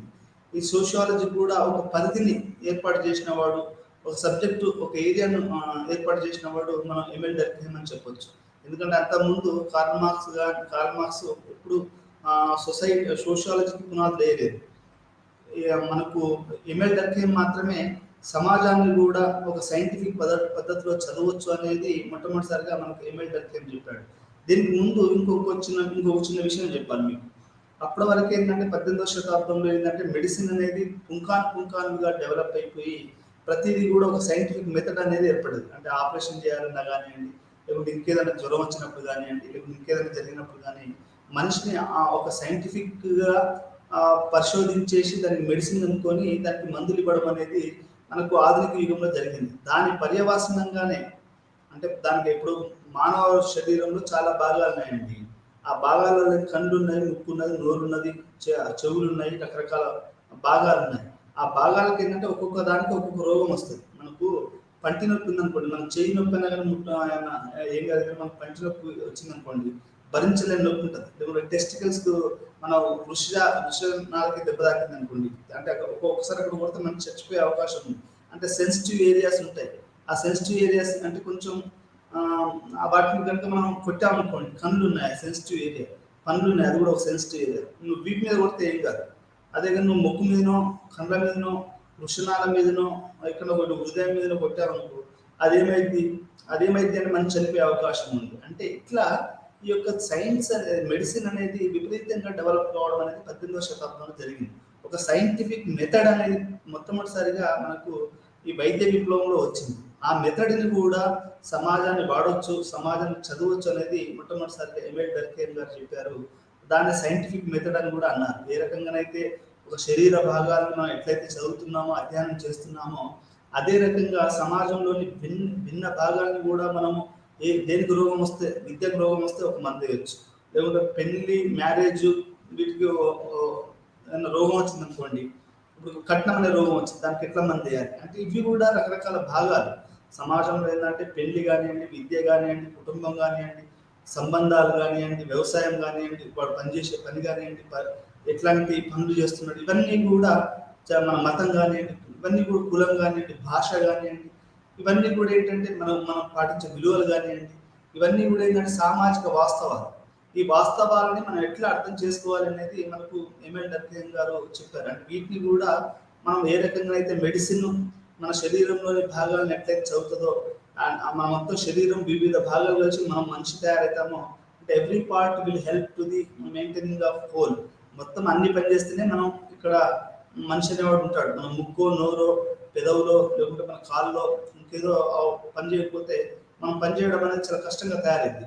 అంటే ఇక్కడ నేను చెప్పాల్సింది ఏంటి అంటే, మనిషి అయితే ఏ రకంగానైతే రకరకాల పార్ట్లు ఏ రకంగానైతే మనకు మొత్తం హోల్కి పనికి వస్తాయో, అదే రకంగా మనకు సమాజం కూడా ప్రతి పార్ట్, అది మ్యారేజ్ అనే కానివ్వండి, స్కూల్స్ అనే కానివ్వండి, బంధుత్వమే కానివ్వండి, కల్చరే కానివ్వండి, ఎడ్యుకేషనే కానివ్వండి, సైన్స్ అండ్ టెక్నాలజీ కానివ్వండి, పని టూల్స్, ఇవన్నీ కూడా రకరకాల భాగాలుగా మనం చెప్పొచ్చు. ఇవి మొత్తం సమాజానికి ఉపయోగపడతాయి అనేది ఒక సామాజిక వాస్తవం అనేది ఇక్కడ మనం అర్థం చేసుకోవాలి. ఎమ్మెల్ డర్కేమ్ మొట్టమొదటిసారిగా వీటికి ఈ సైన్స్ మెథడ్ని తీసుకొచ్చిందే సోషియాలజీలోకి ఎమ్మెల్ డర్కేమ్ అని చెప్పొచ్చు. అంటే సమాజాన్ని కూడా ఒక సైంటిఫిక్ స్టడీ ఆఫ్ సొసైటీ అనేది మొట్టమొదటిసారిగా ఉపయోగించింది మనకు ఎమ్మెల్ డర్కేమ్. ఆ రోజులలో సోషియాలజీ అనేది ఒక డిస్టాంట్ పదంగా ఉండేది. ఎవరో ఎదురో మాట్లాడుకునేవాళ్ళు. అట్లాంటి దాన్ని ఒక ప్రాక్టీస్ చేసి దానికి ఒక పరిధిని, ఒక సబ్జెక్టును క్రియేట్ చేసి దాని సబ్జెక్ట్ మ్యాటర్ ఏది చదవాలని తెలుసుకొని ఇట్లా రకరకాలైనటువంటి దానికి అన్ని రకాల ఒక సామాజిక శాస్త్రం కావాల్సినటువంటి అన్ని రకాలైనటువంటి అంగుల్ని ఆయన ఏర్పాటు చేయడం జరిగింది. అందులో భాగంగానే మొట్టమొదటిసారిగా రాసింది ఏంటంటే సామాజిక వాస్తవాలు, డివిజన్ ఆఫ్ లేబర్లో రూల్స్ ఆఫ్ సోషలాజికల్ మెథడ్. అంటే ఒక సామాజిక శాస్త్ర పద్ధతులు ఏంటి, ఎట్లాంటి పద్ధతులు మనం చేయాలి, ఎట్లాంటి వాస్తవాన్ని మనం అధ్యయనం చేయాలి, అది కులాన్ని ఎట్లా అధ్యయనం చేయాలి, మతాన్ని ఎట్లా అధ్యయనం చేయాలి, ఆ తర్వాత మన భాషను ఎట్లా అధ్యయనం చేయాలి, మనకు ఉన్నటువంటి విలువలను ఎట్లా అధ్యయనం చేయాలి, మోర్స్ అంటే సాంప్రదాయాలను ఎట్లా అది మనం అధ్యయనం చేయాలి, వీటన్నిటిని కూడా ఎమ్మెల్ డర్కేమ్ గారు చాలా శాస్త్రీయ పరంగా వీటి అధ్యయనానికి ఆయన కొనుక్కోవడం అనేది జరిగింది. ఇందులో భాగంగానే ఆయన సామాజిక వాస్తవాలు, నేను మొదట్లో చెప్పినట్టు ఎమ్మెల్ డర్కేమ్ గారు రెండు విషయాల పట్ల ఆయన తను ఎక్కువగా ఫోకస్ చేశాడు. ఒకటేమో ఇండివిజువలిజం, రెండోదేమో కలెక్టివిజం. కలెక్టివిజం అంటే కులం కావచ్చు, మతం కావచ్చు, ప్రాంతం కావచ్చు, భాష కావచ్చు, లేకపోతే రిలీజన్ కావచ్చు, మోర్స్ కావచ్చు, ట్రెడిషన్స్ కావచ్చు, ఇవన్నీ కూడా ఇప్పుడు జల్లికట్టు ఉందండి ఉదాహరణకి. జల జల్లికట్టు అనేది ఒక కలెక్టివ్, ఒక మతం లాంటిది అది. అది ఎట్లా రిప్రజెంట్ అవుతుంది, అది ఒక సోషల్ రియాలిటీ అనేది మనకు మొట్టమొదటిసారిగా ఇది బియాండ్ హ్యూమన్ బీయింగ్ అండి. ఒకరి చేతిలో ఉండదు. జల్లికట్టు అనేది, మతం అనేది, కులం అనేది, భాష అనేది, మనకు వచ్చిన సాంప్రదాయాలు అనేటివి, ఇవన్నీ కూడా ఏ ఒక్కరి చేతిలో ఉండవు. ఇవి మొత్తం కలెక్టివ్, మొత్తం సమాజం చేతిలో ఉంటాయి. వీటిని సామాజిక వాస్తవాలు అంటారు అనేది ఆయన మొట్టమొదటిసారిగా తన అధ్యయనం ద్వారా తెలియజేయడం జరిగింది. వీటిని మనం ఏ రకంగా చదవాలి, ఇవి ఏ రకంగా మనం అర్థం చేసుకోవాలి, వీటిని అర్థం చేసుకోవడమే సమాజం అనేది, సామాజిక శాస్త్రం యొక్క యొక్క పరిధి అనేది మనకు ఎమిల్ డర్ఖేమ్ గారు తన యొక్క rules of sociological method, division of labour అనే దాంట్లో ఆయన రాయడం జరిగింది. ఆయన సమాజం ఒక కలెక్టివ్ నుంచి ఇండివిజువలిజం ఎందుకు వస్తుంది అంటే ఆయన ఏం చెప్పాడు అంటే, మనకు సమాజం ఎప్పుడైతే ఈ యొక్క ఇండస్ట్రియల్ రెవల్యూషన్, ఫ్రెంచ్ రెవల్యూషన్ నుంచి వచ్చిందో, అది ఎప్పుడైతే మనకు గాలి, ఆ తర్వాత నీరు నుంచి విద్యుత్ ఉత్పత్తి పుట్టి సమాజం అనేది ఆధునికంగా మనకు న్యూక్లియర్ ఎనర్జీ ఇట్లాంటివి రావడం మొదలైన సమాజం కూడా మొరాలిటీ కొలాప్స్ అయిపోయి ఇండివిజువలిజం అనేది ఎక్కువగా పెరగడం జరిగింది. మరి అట్లాంటి సందర్భాలలో అసలు కులాలు మతాలు ఉంటాయా? ఇప్పటికీ మనకు చాలా మంది చెప్తా ఉంటారు, ఇంకెక్కడ కులం రా, ఇంకెక్కడ మతం రా అని, లేకపోతే ఇంకెక్కడ ప్రాంతం రా, ఇంకెక్కడ దేశం రా అని. అంటే ఎందుకు అంటే ఈ కలెక్టివ్ రిప్రజెంటేషన్. ఇప్పుడు గ్లోబలైజేషన్ వచ్చిందండి ఉదాహరణకి. గ్లోబలైజేషన్ ఏంటి అంటే ఇప్పుడు మనకేం చెప్తున్నారు, ప్రపంచంలో ఎవరు ఎక్కడి నుంచైనా మాట్లాడవచ్చు. ఇక నీకు దేశమే ఉన్నది, కులమే ఉన్నది, మతమే ఉన్నది. చాలా మంది మీరు చూస్తూ ఉంటారు, హర్యానాలో అమ్మాయిలు అమెరికన్స్ని, ఆఫ్రికన్స్ని, అబ్బాయిలు వేరే రాష్ట్రాలు, సౌత్ ఇండియాలో ఇంకో సౌదీ అమ్మాయిలు, ఇట్లా ఈ ప్రపంచం అనేది ఫేస్బుక్, వాట్సాప్, ఇన్స్టాగ్రామ్లలో మీకు ఏమవుతుంది అంటే ప్రపంచంలో ఎవరెవరినైనా ప్రేమించవచ్చు, ఎవరెవరినైనా పెళ్లి చేసుకోవచ్చు అనేది మనకు కొత్తగా ఒక కొత్త సామాజిక వాస్తవం ఏర్పడ్డది. అదేం చెప్తుంది, ఇక నీకు సమాజం ఎక్కడుంది అంటే నీకు కులం ఎక్కడుంది, మతం ఎక్కడుంది, ప్రాంతం ఎక్కడుంది అంటే ఇట్లాంటి సమాజమే 18వ 19వ శతాబ్దంలో యూరోప్లో కూడా ఉంది. అప్పుడు ఏమవుతుంది అంటే సమాజము వర్సెస్ ఇండివిజువల్. అంటే ఇండివిజువల్ అనేవాడుని మనం ఎట్లా చదవాలి, సమాజం అనేది సామాజిక వాస్తవాన్ని ఎట్లా చదవాలి. ఇప్పుడు కొంతమంది మ్యారేజ్ చేసుకున్నంత మాత్రం కులం పోయిందా, మతం పోయిందా, ప్రాంతం పోయిందా, ఇది ఒక సందిగ్ధమైన పరిస్థితి. అంటే వీక్ కావచ్చు మీకు కులాలు, మతాలు, ప్రాంతాలు, దేశాలు, ఇవన్నీ కూడా మనం కట్టుబాట్లు, విలువలు ఇవన్నీ కూడా వీక్ అయిపోతాయి. ఉదాహరణకి సతీ ఉండేది, సతీ ఏమైందంటే ఒకప్పుడు సతీ ఉండేది, ఆ తర్వాత దాన్ని రద్దు చేశారు. ట్రిపుల్ తలాక్ ఉండేది, దాన్ని రద్దు చేశారు. చాలా రకాలు ఇట్లాంటివన్నీ రద్దు అయిపోయి ఒక అంటే మనకు సామాజిక వాస్తవాలు అనేటివి ఇండివిజువలిజం ఒకటే కాదు, నీకు వ్యక్తిగత స్వేచ్ఛ ఒకటే కాదు, దాని వెనుకాలో ఒక సామూహిక ప్రాతినిధ్యం ఉన్నటువంటి విషయాలు ఉన్నాయి. అది కులమైన కావచ్చు, మతమైన కావచ్చు, ప్రాంతమైన కావచ్చు. ఇప్పుడు దళితులు ఉంటారు, గిరిజనులు ఉంటారు, వెనుకబడ్డ తరగతుల వాళ్ళు ఉంటారు, ఉన్నత వర్గాల వాళ్ళు ఉంటారు, ఉన్నత కులాల వాళ్ళు ఉంటారు. ఇట్లా ఇట్లా రకరకాలైనటువంటి కలెక్టివ్ ఎక్స్ప్రెషన్స్ అనేటివి ఉంటాయి. వాటిని చదవడం మాత్రమే సామాజిక వాస్తవాలు, సోషియాలజీ యొక్క ముఖ్య ఉద్దేశం అనేది ఎమిల్ డర్ఖేమ్ గారు చెప్పారు. దానికి 6 సూత్రాలు చెప్పారు. ఒక సబ్జెక్ట్ ఒక ఒక ఒకటి సోషల్ సైన్స్ లో ఒక దాన్ని మనం ఒక సబ్జెక్ట్ చెప్పాలి అంటే దానికి general rules for social sciences ని, జనరల్ రూల్స్ ఫర్ సైన్స్ అని ఒకటి పెట్టాడు. అంటే ఏదైనా కానీ ఒక సబ్జెక్ట్ మ్యాటర్ ఉండాలి అంటే దానికి 5-6 లక్షణాలు ఉండాలి. ఒకటేమో దానికి ఇండిపెండెంట్ సబ్జెక్ట్ మ్యాటర్ ఉండాలి. అది ఏం అంటే దానికంటూ ఒక విషయ పరిధి, ఆ విషయాన్ని చదివే సైంటిఫిక్ మెథడ్స్ ఇవన్నీ ఉండాలి. లేకపోతే అది సైన్స్ కావడము ఒక ప్రత్యేకమైన డిసిప్లిన్ కావడం అనేది సాధ్యం కాదు. రెండోది ఏంటంటే దానికి ఒక మెథడాలజీ ఉండాలి. ఆ తర్వాత దానికి ఒక ఇండిపెండెన్సీ ఉండాలి, దానికి ఒక విషయ పరిధి ఉండాలి, ఆ తర్వాత దానికి ఒక మెథడాలజీ ఉండాలి. దానికి ఇవన్నీ రకరకాలైనటువంటి ఉంటేనే దాన్ని ఒక general rules of sociological for establishing science అంటే ఒక సబ్జెక్ట్ కనుక మనము ఒక ఒక ఒక ఒక సైన్స్ని, ఒక సోషియాలజీనో, ఆంథ్రోపాలజీనో, పొలిటికల్ సైన్స్నో ఒక దాన్ని మనం సబ్జెక్ట్ పెట్టాలి అంటే దానికి కొన్ని లక్షణాలు ఉండాలి, దానికి కొన్ని సబ్జెక్ట్ మ్యాటర్ ఉండాలి. అప్పుడు ఉన్నప్పుడే ఏమైందంటే అది ఒక సైన్స్గా ఒక ఒక ప్రత్యేకమైనటువంటి డిసిప్లిన్గా అది వెలుగొందుతుంది. లేకపోతే ఏమవుతుందంటే అది ప్రత్యేకమైనటువంటి సైన్స్గా అది వెలుగొందదు. ఇక్కడ మనకు ఎమ్మెల్యేకి ఏం చెప్తున్నాడు, సోషియాలజీ ఒక సైన్స్గా ఒక ప్రత్యేకమైనటువంటి సబ్జెక్ట్గా వెలుగొందాలి అనేది అంటే దానికి కూడా ఒక ఆ సబ్జెక్టుకి కొన్ని రూల్స్ ఉంటాయి. ఆ రూల్స్ని మనం కనుక ఫాలో అయితేనే ప్రతి సబ్జెక్టు కూడా సబ్జెక్ట్ మ్యాటర్ ఉండాలి, ఆ అది ఏ ఇన్స్టిట్యూషన్ చదువుతుందో తెలియాలి, దానికి ఒక ఇండిపెండెన్సీ ఉండాలి, దానికి ఒక మెథడాలజీ ఉండాలి, దాన్ని రకరకాల యాంగిల్స్లో చదవాలి. అప్పుడే ఏమైందంటే జనరల్ రూల్స్ ఫర్ సోషియాలజీ అనేది any subject for social sciences for sciences అనేది మనకు ఇక్కడ అర్థమవుతుంది. అప్పుడు దాన్ని మనం సైన్స్ అనొచ్చు. అంతే తప్ప దేని బట్టి దాన్ని సైన్స్ అని అనలేము మనం. ఒక మెథడ్ ఉండాలి, ఒక సబ్జెక్ట్ మ్యాటర్ ఉండాలి, ఒక ఇండిపెండెన్సీ ఉండాలి, ఒక క్రిటికల్ థింకింగ్ ఉండాలి, ఒక రిఫ్లెక్షన్స్ ఉండాలి. ఇవన్నీ ఉన్నప్పుడు ఏమైంది అంటే మనం దాన్ని ఒక ఇండిపెండెంట్ సబ్జెక్ట్ మనం చెప్పొచ్చు. ఇవి లేకుండా మనం దాన్ని ఇండిపెండెంట్ సబ్జెక్ట్ అనడం అనేది కుదరదు. ఎందుకంటే అది సాధ్యమయ్యే పరిస్థితి కాదు. అంటే ఈ రకంగా general rules for establishing a sociology అనేది మీకు అర్థం చేసుకోవాలి. ఇప్పుడు ఇక రెండు విషయాలు మీరు అర్థం చేసుకోవాలండి. ఏంటంటే ఒకటేమో ఫ్రెంచ్ విప్లవంలో వచ్చినటువంటి వ్యక్తిత్వవాదము, ఇండివిజువలిజం అంటే స్వేచ్ఛావాదం, వ్యక్తిత్వవాదము అనేది సమాజాన్ని, కలెక్టివ్ రిప్రజెంటేషన్స్ ని వీక్ చేయడము, ఫ్యూడల్ మెరాలిటీని వీక్ చేయడము, ఒక కొత్త నీతి నియమాలు రావడము. ప్రపంచీకరణలో కనుక ఎట్లయితే నీతి నియమాలు కొత్త, ఇప్పుడు మోడర్నిటీ కూడా పోస్ట్ మోడర్నిటీ ఎట్లయితే అంటున్నారో, గ్లోబలైజేషన్లో ఎట్లయితే చెప్తున్నారో, గ్లోబల్ ఎథిక్ అనేది కూడా ఎట్లయితే మనం మాట్లాడుకుంటున్నామో, అదే రకంగా ఆ టైంలో ఏంటంటే ఫ్యూడలిజం అనేది పోయి, ఇప్పుడు భారతదేశంలో సెమీ ఫ్యూడల్ కంట్రీ అంటారు. అంటే మన దేశంలో ఇంకా ఫ్యూడలిజం ఉంది. ఒక అబ్బాయి ఒక అమ్మాయిని ప్రేమిస్తాడు, ఆ అమ్మాయి నచ్చకపోతే ఆ అమ్మాయి మీద యాసిడ్ లోకి పోతాడు. Feudal mentality. లేకుంటే ఒక భార్య వేరే వాళ్ళతో అక్రమ సంబంధం పెట్టుకుంది అనుకోండి, చంపడం చేస్తూ ఉంటాడు. అదొక ఫ్యూడల్ మొరాలిటీ. అది మగవాళ్ళే కదా, ఆడవాళ్ళు కూడా చేస్తూ ఉంటారు. ఆడవాళ్ళు వేరే వాళ్ళతో అక్రమ సంబంధం పెట్టుకుని భర్తను చంపుతా ఉంటారు. అదొక ఫ్యూడల్ మొరాలిటీ. ఇష్టం లేకపోతే దానికి లీగల్గా పోయి నువ్వు విడాకులు తెచ్చుకోవాలి. అది మోడర్న్ మొరాలిటీ. అట్లాంటి మొరాలిటీలోకి యూరోప్ కూడా ఒకప్పుడు ఫ్యూడల్ మొరాలిటీ నుంచి మోడర్న్ మొరాలిటీకి వచ్చిన తర్వాత ఈ క్రైసిస్ వచ్చింది. అప్పుడు దీన్ని చదవడానికి ఒక సబ్జెక్ట్ అవసరమైంది. ఆ సబ్జెక్ట్ ఏంటంటే సోషియాలజీ. సోషియాలజీ అనేది అటు మెడికల్ ప్రాక్టీసెస్ నుంచి, ఇటు సమాజ ఒత్తిడి నుంచే. అంటే ఎవరో అన్నారు ఒకప్పుడు ఏమని, necessity is the mother of invention అని.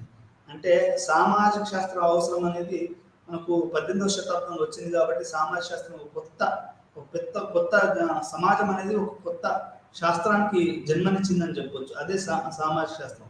సామాజిక శాస్త్రానికి జన్మనిచ్చింది. ఎట్లా జన్మనిచ్చింది అంటే అది 18వ శతాబ్దంలో వచ్చినటువంటి ఫ్రెంచ్ విప్లవము, మరియు పారిశ్రామిక విప్లవం, మరియు రినైజాన్స్ అంటే పునరుజ్జీవనం, పాశ్చాత్య కళలు. ఇవన్నీ మనకు ఫ్యూడల్ పెయింటింగ్ లో ఎట్లా ఉంటుందండి, అది వేరుగా ఉంటుంది. మోడర్న్ పెయింటింగ్ లో ఎట్లా ఉంటుందంటే వ్యక్తిత్వవాదము, కలర్స్ అవన్నీ కూడా మారుతూ ఉంటాయి. సంగీతం కూడా ఎట్లా ఫ్యూడల్లో ఏంటంటే ఒక తబలా గిబ్లాగా ఉంటుంది. అదే మోడర్న్ అంటే ఏఆర్ రెహమాన్ మ్యూజిక్ లాగా ఉంటుంది. అంటే మ్యూజిక్ లో, ఆర్ట్ లో, కల్చర్ లో, థింకింగ్ లో, డ్రెస్ ప్యాటర్న్ లో ప్రతిదీ కూడా మనకు మారుతూ వచ్చింది అన్నట్టు. అట్లాంటి టైంలో ఏమైంది అంటే ఈ కలెక్టివ్ అనేది, అంటే మనకు సామూహిక రిప్రజెంటేషన్ అటువంటి కులాలు, మతాలు, ప్రాంతాలు ఇవన్నీ కూడా వీక్ అవుతాయి. ఆ వీక్ అయినప్పుడు ఏంటంటే మొరాలిటీ కూడా అప్పటి వరకు ఉన్నటువంటి ఫ్యూడల్ వ్యవస్థ అంత తొందరగా పోదు కదండి. ఇప్పుడు పాత ఆలోచనలు, పాత ఇవన్నీ కూడా అంత తొందరగా పోవు. దానికి చాలా టైం పడుతుంది. దానికి అట్లాంటి సందిగ్ధ దశలోనే సోషియాలజీ అనేది పుట్టింది. దానికి రూల్స్ ఆఫ్ సోషియలాజికల్ మెథడ్ అంటే దీనికి ఎట్లాంటి రూల్స్ ఉండాలి అనేది మనకు ఎమ్మెల్ డర్కేమ్ గారు చెప్పారు. సైన్స్ యొక్క లక్షణాలను గుర్తించాలి. సైన్స్ యొక్క లక్షణాలు ఏంటంటే మనం ఏ రకంగా ఒక సబ్జెక్ట్ను సైన్స్ అనాలి. సామాజిక వాస్తవాన్ని నిర్వహించడానికి ఆధారాలను గుర్తించాలి. ఎట్లాంటి వాటిని మనం సామాజిక ఆధారాలు అంటాం. ఇండివిజువల్ వర్సెస్ కలెక్టివ్ అంటే వ్యక్తిగతము మరియు సామూహికము, రెండిట్లో ఏది, ఎట్లా మనం సామాజిక వాస్తవాన్ని గుర్తించాలనేది ఎమ్మెల్ డర్కేమ్ గారు చెప్పారు. సామాజిక శాస్త్రం కొన్ని ఇతర అధ్యయనాల విషయాల నుంచి ఎలా భిన్నంగా ఉందో సూచించడం. సామాజిక శాస్త్రం అనేది ఎట్లా పొలిటికల్ సైన్స్ ఉందండి. ఉదాహరణకి పొలిటికల్ సైన్స్ ఏం చెప్తుంది, అది రాజ్యం ఎట్లా పనిచేస్తుంది, అది రాజ్యంలోని వ్యక్తులు స్వేచ్ఛ, ఎట్లా టాక్సేషన్ సిస్టము, రాజకీయ అధికారము, ఓటింగ్, ఎవరు మినిస్టర్లు, ఎవరు ప్రైమ్ మినిస్టర్ ఉండాలి, ఏది కావాలన్నది అది చెప్తుంది. కానీ సామాజిక శాస్త్రం అనుకోండి, ఇక్కడ ఏంటంటే individual versus society, collective representations అవి ఎట్లా ఉంటాయి, ఏ రకంగా మారుతున్నాయి. ఇప్పుడు ఒకప్పుడు ఉన్నప్పుడు ఇప్పుడు లేదండి, అవి మారుతూ ఉంది. ఒకప్పుడు ఉన్నటువంటి మతం ఇప్పుడు లేదు. అది క్రిస్టియానిటీ అయినా, ఇస్లాం అయినా, హిందూయిజం అయినా ఒకప్పుడులో ఏంటంటే మతాలు భిన్నంగా ఉండేవి. అది మతంలో అసలు మార్పే రాదనుకునేవారు. మా ఊర్లో చిన్నప్పుడు ఏంటంటే కాశీకి పోతే మనకు కాటికి పోయినట్టే అనేవాళ్ళు. ఈరోజు కాశీ లేకపోతే ఇప్పుడు వస్తారు ట్రైన్లో, హైదరాబాద్ ఎక్కి కాశీలో దిగవచ్చు, కాశీలో దిగి మళ్ళీ హైదరాబాద్ వచ్చి దీక్ష ఉండవచ్చు. అంటే నీకు సమాచార వ్యవస్థ, వైజ్ఞానిక విప్లవం, ఆ పాత నానులన్నీ పోయి కొత్తగా వచ్చాయి ఇవి. అంటే ఇవి మనం ఏ రకంగా జరుగుతుంది అనేది మనం ఇక్కడ అంటే కలెక్టివ్ వర్సెస్ ఇండివిజువలిజం అనేది ప్రధానమండి. ఎందుకంటే దీన్ని మీరు అర్థం చేసుకుంటే ఎమెల్ డర్కెన్ గారిని అర్థం చేసుకున్నట్టే ఆయన మొట్టమొదటి ప్రొఫెసర్ సోషియాలజీలో. ఆయన చదువుకున్నప్పుడు ఏంటంటే నికోలో స్కూల్లో ఆయన చదువుకున్నాడు. ఫ్రెంచ్లో ఒక వన్ ఆఫ్ ది ఇప్పుడు మనకు నిజాం కాలేజ్ ఎట్లా అట్లాంటి కాలేజీలో చదువుకున్నాడు. ఆ కాలేజీలో చదువుకుంటే అక్కడ ఏమైనా పోయట్రీ ఇట్లా అబ్స్ట్రాక్టివ్ ఇష్యూస్ గురించి ఎక్కువగా అప్పుడు చర్చలు జరిగేది. ఇట్లా కాదు, ఇక సమాజ శాస్త్రం అనేది ఒక ప్రాక్టికల్గా ఉండాలి అంటే మనం సోషియాలజీ చదవాలి. సోషియాలజీ అనేది ప్రాక్టికల్గా ఉంటుంది అనేది ఆయన ఆగస్ట్ కాంపే పాజిటివిజం ద్వారా బాగా ప్రభావితమయ్యాడు. ఆ తర్వాత బెంతమ్ ద్వారా ప్రభావితమయ్యాడు. రూసో ద్వారా ప్రభావితమయ్యి దీన్ని ఇతను జూయిష్ ఫ్యామిలీలో పుట్టాడు. పుట్టి ఇది మొత్తం సమాజాన్ని ఒక కలెక్టివ్ రిప్రజెంటేటివ్స్ గురించి చదవడమే సమాజ శాస్త్రం అనేది మనకు ఎమెల్ డర్కెన్ గారు చెప్పారు. సమాజం ఒక రకాలు, ఎన్ని రకాల సామాజిక రకాలు ఉన్నాయి. సామాజిక వాస్తవాలను మనం వర్గీకరణ, సామాజిక వాస్తవాలను ఎన్ని రకాలుగా ఉంటాయి. సామాజిక వాస్తవ పరిశీలన నియమాలను జాబితా తయారు అంటే ఎన్ని రకాలుగా మనం ఈ యొక్క సామాజిక వాస్తవాన్ని తయారు వాస్తవాన్ని వివరించడానికి నియమాలను, ఈ యొక్క వాస్తవాలను ఏ రకంగా వివరించాలి, హౌ, వై, వేర్, ఏ రకంగా జరిగింది, ఎందుకు జరిగింది, ఎవరు చేశారు, ఇట్లాంటివన్నీ కూడా మనం ఏ రకంగా ఏ రకంగా మనం దీన్ని వాడచ్చు అనేది మనకు ఈ యొక్క ఎమెల్ డర్కెన్ గారు తన యొక్క సామాజిక వాస్తవాలు చెప్పారు.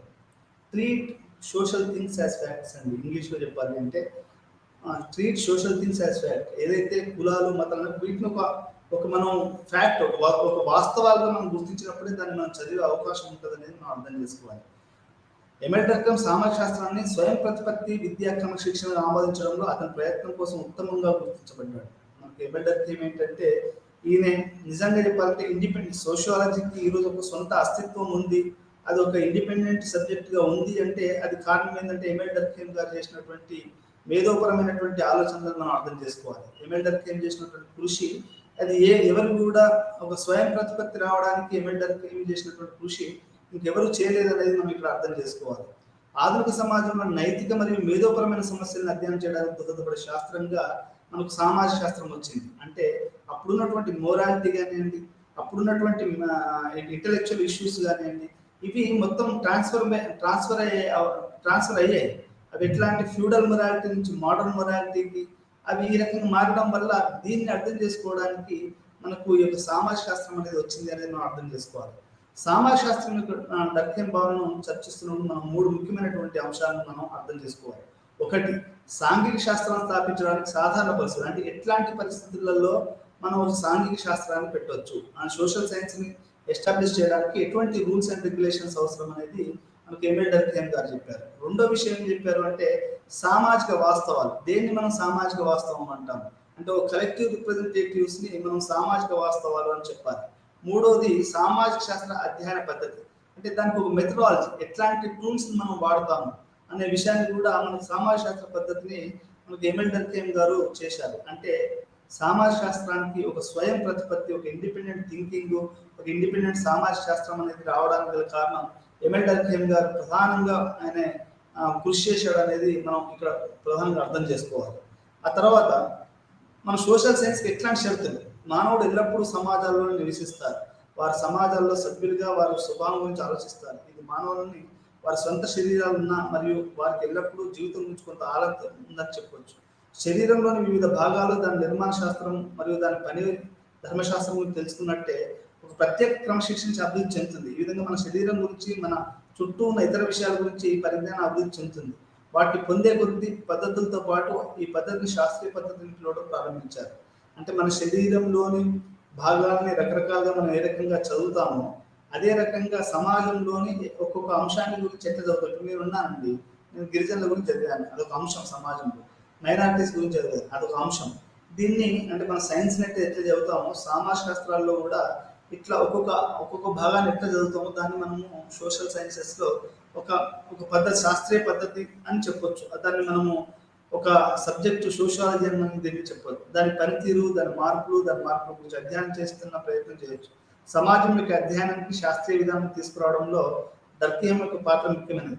అంటే మొత్తం సోషియాలజీకి ఈ యొక్క ఒక సైంటిఫిక్ టెంపర్, అంటే దీనికి ఒక శాస్త్రీయపరమైనటువంటి ఉంది అని ఎందుకు చెప్పారు అంటే అతను చేసినటువంటి యొక్క సోషల్ ఫ్యాక్ట్స్ అనే ఏదైతే చెప్పాడు. అంటే ఏ రకంగా మనం సోషల్ ఫ్యాక్ట్స్ అంటే కలెక్టివ్ రిప్రజెంటేటివ్స్ చదువుతాము అనేది దాన్ని తీసుకురావడంలో మనకు ప్రధాన పాత్ర వహించాడు. కాబట్టి ఎందుకు ఉదాహరణ అనుకున్నాం, ఇప్పుడు లాంగ్వేజ్ గొడవలు జరుగుతున్నాయండి మహారాష్ట్రలో. మీకు బెస్ట్ ఎగ్జాంపుల్ చెప్తాను. మహారాష్ట్రలో లాంగ్వేజ్ గొడవలు జరుగుతున్నాయి, కన్నడ వాళ్ళని కొడుతున్నారు. నేను ధారవాడలో పనిచేసినప్పుడు కూడా కన్నడను మనకు మహారాష్ట్ర వాళ్ళు కొట్టుకుంటున్నారు లాంగ్వేజ్ మీద. ఇప్పుడు ఆంధ్ర తెలంగాణ వాళ్ళ లాంగ్వేజ్ మీద, ఇప్పుడు ముస్లిమ్స్ ఉర్దూ మీద ఎట్లయితే కొట్లాట జరుగుతుంటుందో అట్లా కొట్లాట జరుగుతుంది. అంటే ఏంటంటే ఇక్కడ అర్థం ఏంటంటే, అక్కడ ఏంటంటే నీకు భాష అనేది మనిషి కంటే అది ఎక్కువ, అంటే అది అందరికి సంబంధించింది. కులమైన, మతమైన, ప్రాంతమైన, భాష అయినా ఇవన్నీ కలెక్టివ్ రిప్రజెంటేటివ్స్ కదా. దీన్ని మనం ఏ రకంగా చదువుతాం అనేది మనకు ఎంఎల్ డర్కీమ్ గారు చేసినటువంటి నిజంగా పునాది వేశాడు సమాజ శాస్త్రం. అంటే వ్యక్తి అనేవాడు సమాజంలో ఒక ఒక ఒక చిన్న అణువు మాత్రమే. ఈ అణువులన్నీ పరమాణువులన్నీ కలిసి ఒక పెద్ద విశ్వం అయినట్టు ఈ విశ్వంలో ఒక ఒక అణువులాగా మనిషి అనేవాడు ఉన్నాడు. ఈ మనిషిని కంట్రోల్ చేసే కులం ఉంది, మతం ఉంది, ప్రాంతం ఉంది, భాష ఉంది, దేశం ఉంది, అంతర్జాతీయ సమాజం ఉంది. ఈ వీటి కలెక్టివ్ రిప్రజెంటేటివ్స్ గ్లోబల్ కమ్యూనిటీ అంటారు. గ్లోబల్ కమ్యూనిటీ అనేది ఉంటుంది. ఈ గ్లోబల్ కమ్యూనిటీని డిసైడ్ చేసిందే మనం అంతా ఫాలో అవుతుంటాం. రాజకీయంగా కానీ, టెక్నాలజీ కానీ, ఎకనామిక్స్ కానీ, పొలిటికల్ సైన్స్ కానీ గ్లోబల్ కమ్యూనిటీ అనేది డిసైడ్ చేస్తుంది. కొన్ని ప్రధానమైనటువంటి దేశాలు వాటి రాజ్య అధినేతలు వాళ్ళు డిసైడ్ చేస్తారు. మిగతా మనం అంతా దాన్ని ఫాలో అవుతూ ఉంటాం. అంటే ఇక్కడ కలెక్టివ్ అనేది చాలా ప్రధానమైనది. ఇది మనకు ఒక దీనికి సైంటిఫిక్ టెంపర్ తీసుకొచ్చినటువంటి గొప్పతనము మొట్టమొదటి సోషియాలజీ ప్రొఫెసర్ ప్రపంచంలోనే.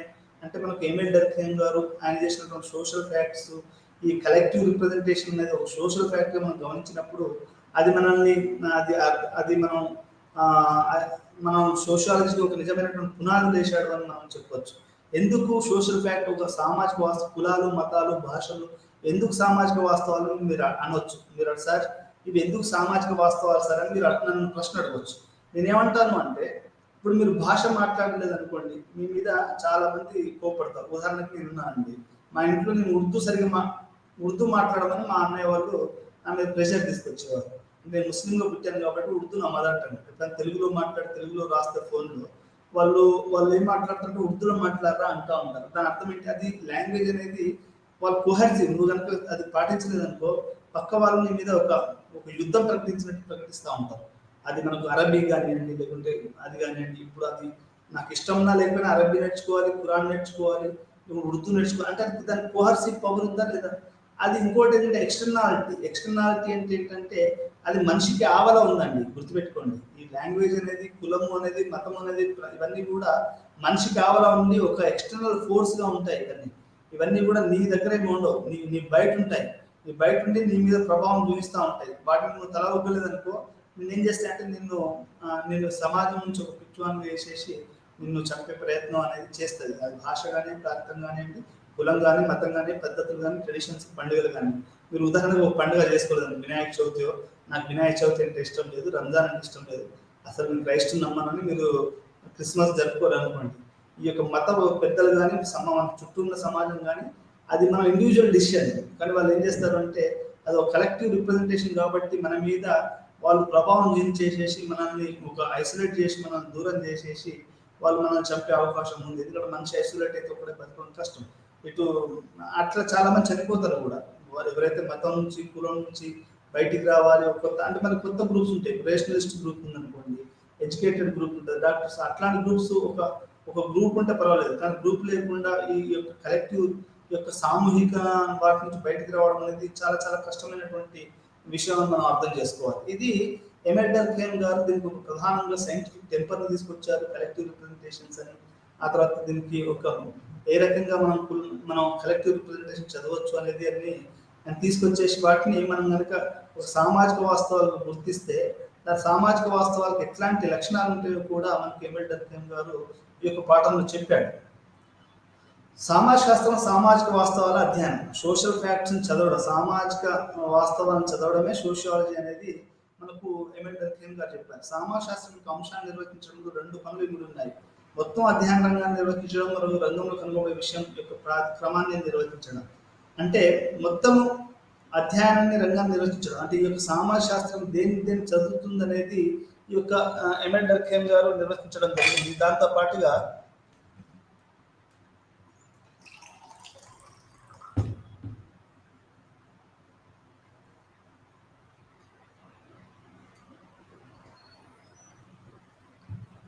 దాంతోపాటు ఈ రంగంలో కొన్ని విషయాలు, కొత్త విషయాలు ఏం కనుక్కున్నారు. ఉదాహరణకి మ్యాక్స్ వెబర్ తర్వాత వచ్చినటువంటి మ్యాక్స్ వెబర్ పెట్టుబడిదారి విధానం ఏ రకంగా ఉంటుంది అనేది ఆయన తన యొక్క ఐడియల్ టైప్స్ లో ఒక దాన్ని తీసుకొని ఆయన దాన్ని నిర్వచించడం అనేది జరిగింది. ఇది 1895 ప్రచురించిన అతని పుస్తకం the rules of sociological method లో డర్కేమ్ రెండో పనికి సంబంధించిన మరియు సామాజిక వాస్తవాల సామాజిక శాస్త్రం యొక్క అంశంగా పిలుస్తుందని చెప్పాడు. And rules of sociological method అంటే సోషియాలజీ ఎట్లాంటి రూల్స్ ను పాటిస్తుంది అని చెప్పడంలో అప్పుడు ఆయన ఏం చెప్పాడు అంటే ఈ యొక్క కొత్తగా కనుక విషయాలు ఇవన్నీ కూడా పనికొచ్చే సామాజిక వాస్తవాలు అనేది యొక్క ఎమెల్ డర్కేమ్ గారు తన యొక్క రూల్స్ ఆఫ్ సోషలాజికల్ మెథడ్ లో చెప్పాడు. సామాజిక వాస్తవం వ్యక్తికి బాహ్యంగా నటన, ఆలోచన మరియు అనుభూతికి సంబంధించిన మార్గాలు మరియు అతను నియంత్రించే కారణంగా బలవంతం శక్తిని కలిగి ఉంటాయని నిర్వచించారు. ఈ సామాజిక వాస్తవాలు అనేది ఎట్లుంటాయంటే వ్యక్తికి బాహ్యంగా ఉంటాయి.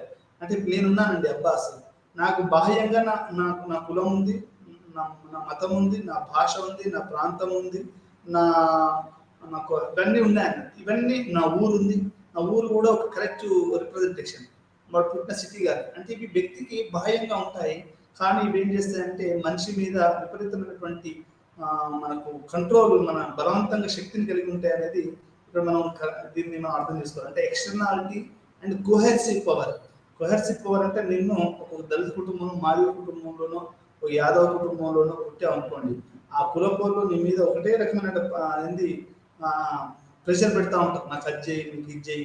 వాడు ఎవడన్నా పైకి వచ్చాడు అనుకోండి, వాళ్ళు పోయి కలుస్తూ ఉంటారు. ఒక ముఖ్యమంత్రి, ప్రధానమంత్రి అయితే వాళ్ళు పోయి కలుస్తూ ఉంటారు, వాడు చేసిన చేయకపోయినా.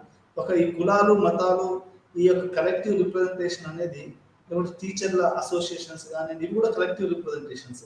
టీచర్లు, డాక్టర్లు, లాయర్లు, సివిల్ సొసైటీలో పనిచేసే వాళ్ళు, కవులు, కళాకారులు, రచనావేత్తలు, సినిమా డైరెక్టర్లు, ఫిల్మ్ ఇండస్ట్రీ, ఇది కూడా ఒక కలెక్టివ్ గ్రూప్ అన్నట్టు. మా ఉంది, మా ఏంటంటే మూవీ అసోసియేషన్ ఆఫ్ ఉంది, అది ఒక కలెక్టివ్ రిప్రజెంటేషన్. దాంట్లో మెంబర్షిప్ కావాలని శ్రీరెడ్డి ఆమె వ్యక్తిగతంగా ఫైట్ చేసింది. అంటే ఇక్కడ మా అనేది ఏం చేస్తుంది అంటే ఆమెకు బాహ్యంగా చేసి బాహ్యంగా ఆమె మీద ఒత్తిడి తీసుకొస్తుంది అనేది ఇక్కడ మనం అర్థం చేసుకోవాలి.